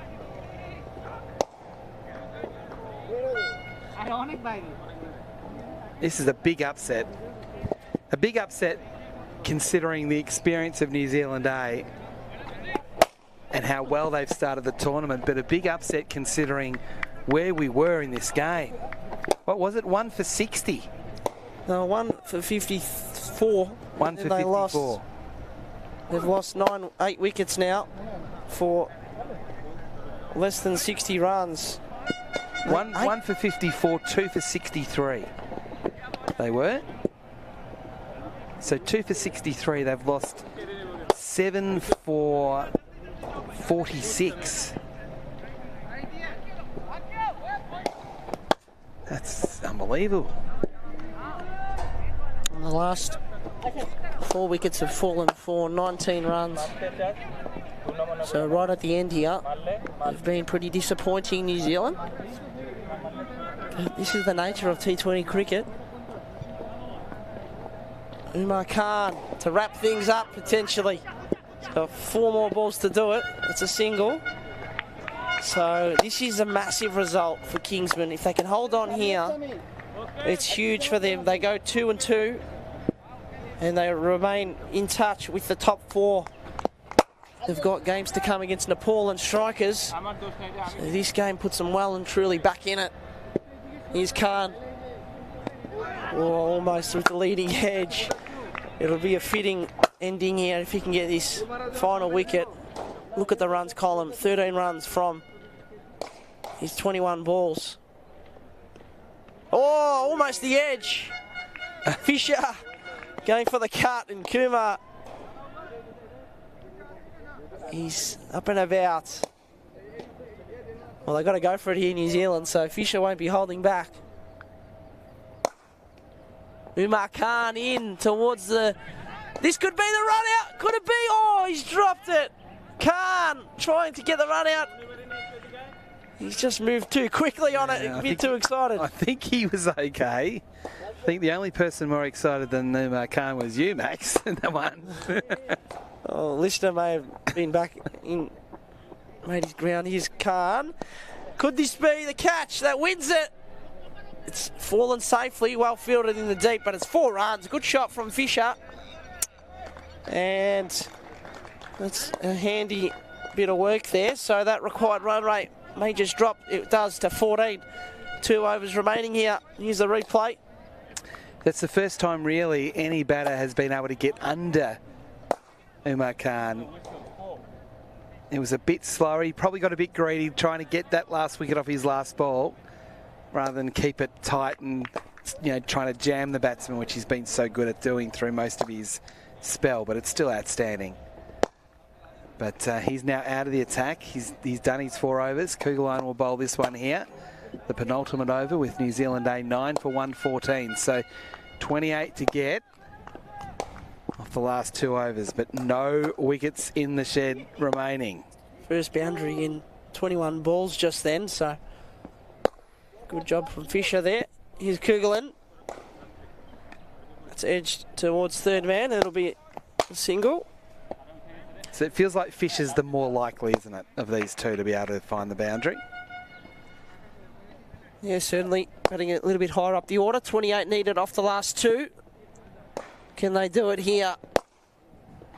11 balls left now, 27 required. This will be a miracle if they can. But you just never know. Kugelheim coming in. A wicket will win it here for Kingsmen. Oh, We got the ball he probably could have hit. came off the toe. It was there to swing at. Oh, run out chance. It misses and it'll be a 2. So good from New Zealand. The players on the sideline certainly haven't given up. They're clapping every ball at the moment. Yep. They still have faith in Fisher. You just never know. Always a chance. I always think in these situations, a free hit, a no ball, a wide, and everything changes. So bowlers need to really hold on here and stay disciplined. Fisher, 3 out on the leg, 2 out on the off. Kugelheim in.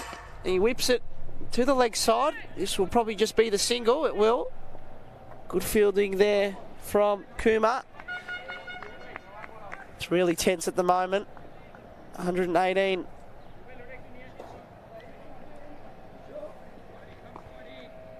.26 needed now.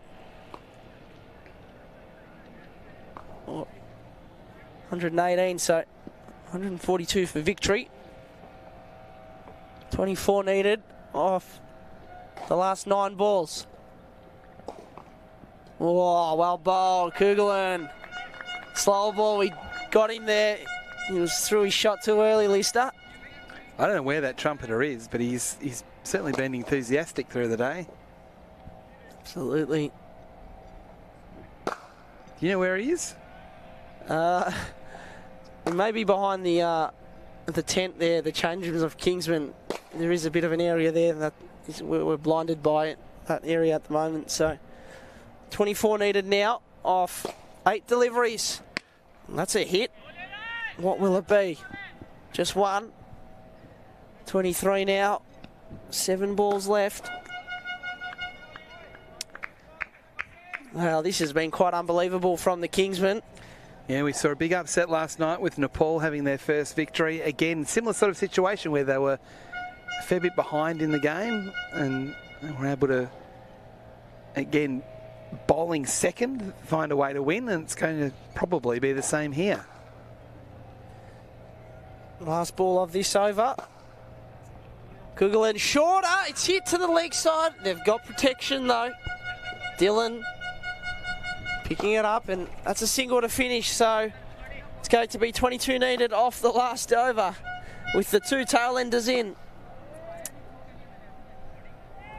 Who bowls the last over? A decision to be made by the skipper. Well, they've got a few options up their sleeve. Milan Kurma. And Ali, looks like might be Ali who's going to close things off here. They're going to go with the spinner. So let's just see. He's 1 for 4 from his first over.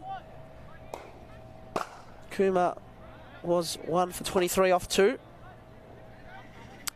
So here's Ali now. What can he do? Can he wrap this thing up? He took a massive wicket before.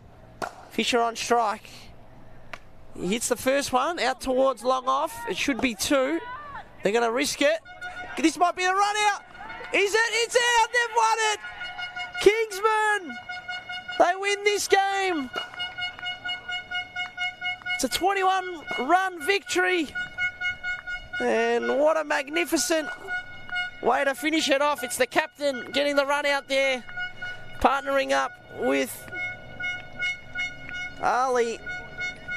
And what a win for the Kingsmen. They keep their top 4 hopes alive. Take us through the replay here, Whitey. Sensational performance. And even the last wicket was a product of just disciplined bowling. They've been hard to get away for most of the innings, especially the spinners. They've had 4 of them that have all had a chance at some point. And as I said before, from the position that New Zealand were in, it seemed an absolute certainty that they would win. Getting emotional talking about it. It's been that sort of game. Yeah, so 32 to chew, 18 to boil at the top.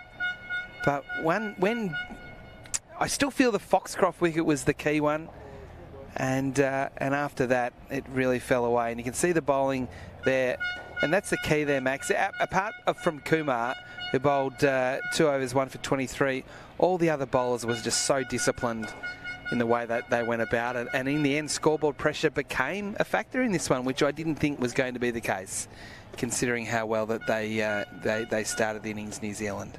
So we start to have a look at the highlights of that second innings, and you can see here that they were a bit wild with their bowling early, Max, but also it was quite aggressive batting. They used the power play well, but it was almost like when the power play finished, that was when they started to lose their way a little bit. Yeah, well, that's right. They got off to a flyer and they ended up losing a fair few wickets. They got bowled out for 121. So they lost a remarkable 9 for 67 New Zealand. So that really cost them. And in the end, that was the difference. A wonderful fight back from the Kingsmen. And to do it as well under pressure, that was a great catch. That was a big moment. Ali getting that wicket. And but looking at those dismissals, they're not good dismissals. They really aren't. I mean, towards the end, I'm not so much worried about those. It's more the batting at the top and just the way they threw their wickets away from such a strong position. It just was unnecessary. Yeah, they a little bit undisciplined there. Reflecting on that, they probably do a lot differently than New Zealand. Yep. The way they tried to chase that down. But credit to the Kingsmen. Under pressure, they knew they probably had to win today to stay in touch with the top 4 against one of the top teams in the competition, and they've done it. So it's a great performance under pressure. Oh, absolutely. And you got to give credit to Max Chu. He did well for New Zealand at the start, but after that, there wasn't much. So disappointing finish. And yeah, Jayasuriya with 33 earlier, and Azam as well. Handy runs at the end there, the captain, and he was the one that finished it off with the run out. So well done to the Kingsmen there. They pick up a win. They're 2-2 now, and New Zealand, they're 2-1 after that. So there you go. So that is pretty much it from us here at the beautiful DXC Arena number 2. But there is still another game to come tonight. Bangladesh in action against the Strikers. So make sure you tune in a little bit later on tonight for Game 3 on what will be match 15 on this wonderful triple header of cricket from Darwin.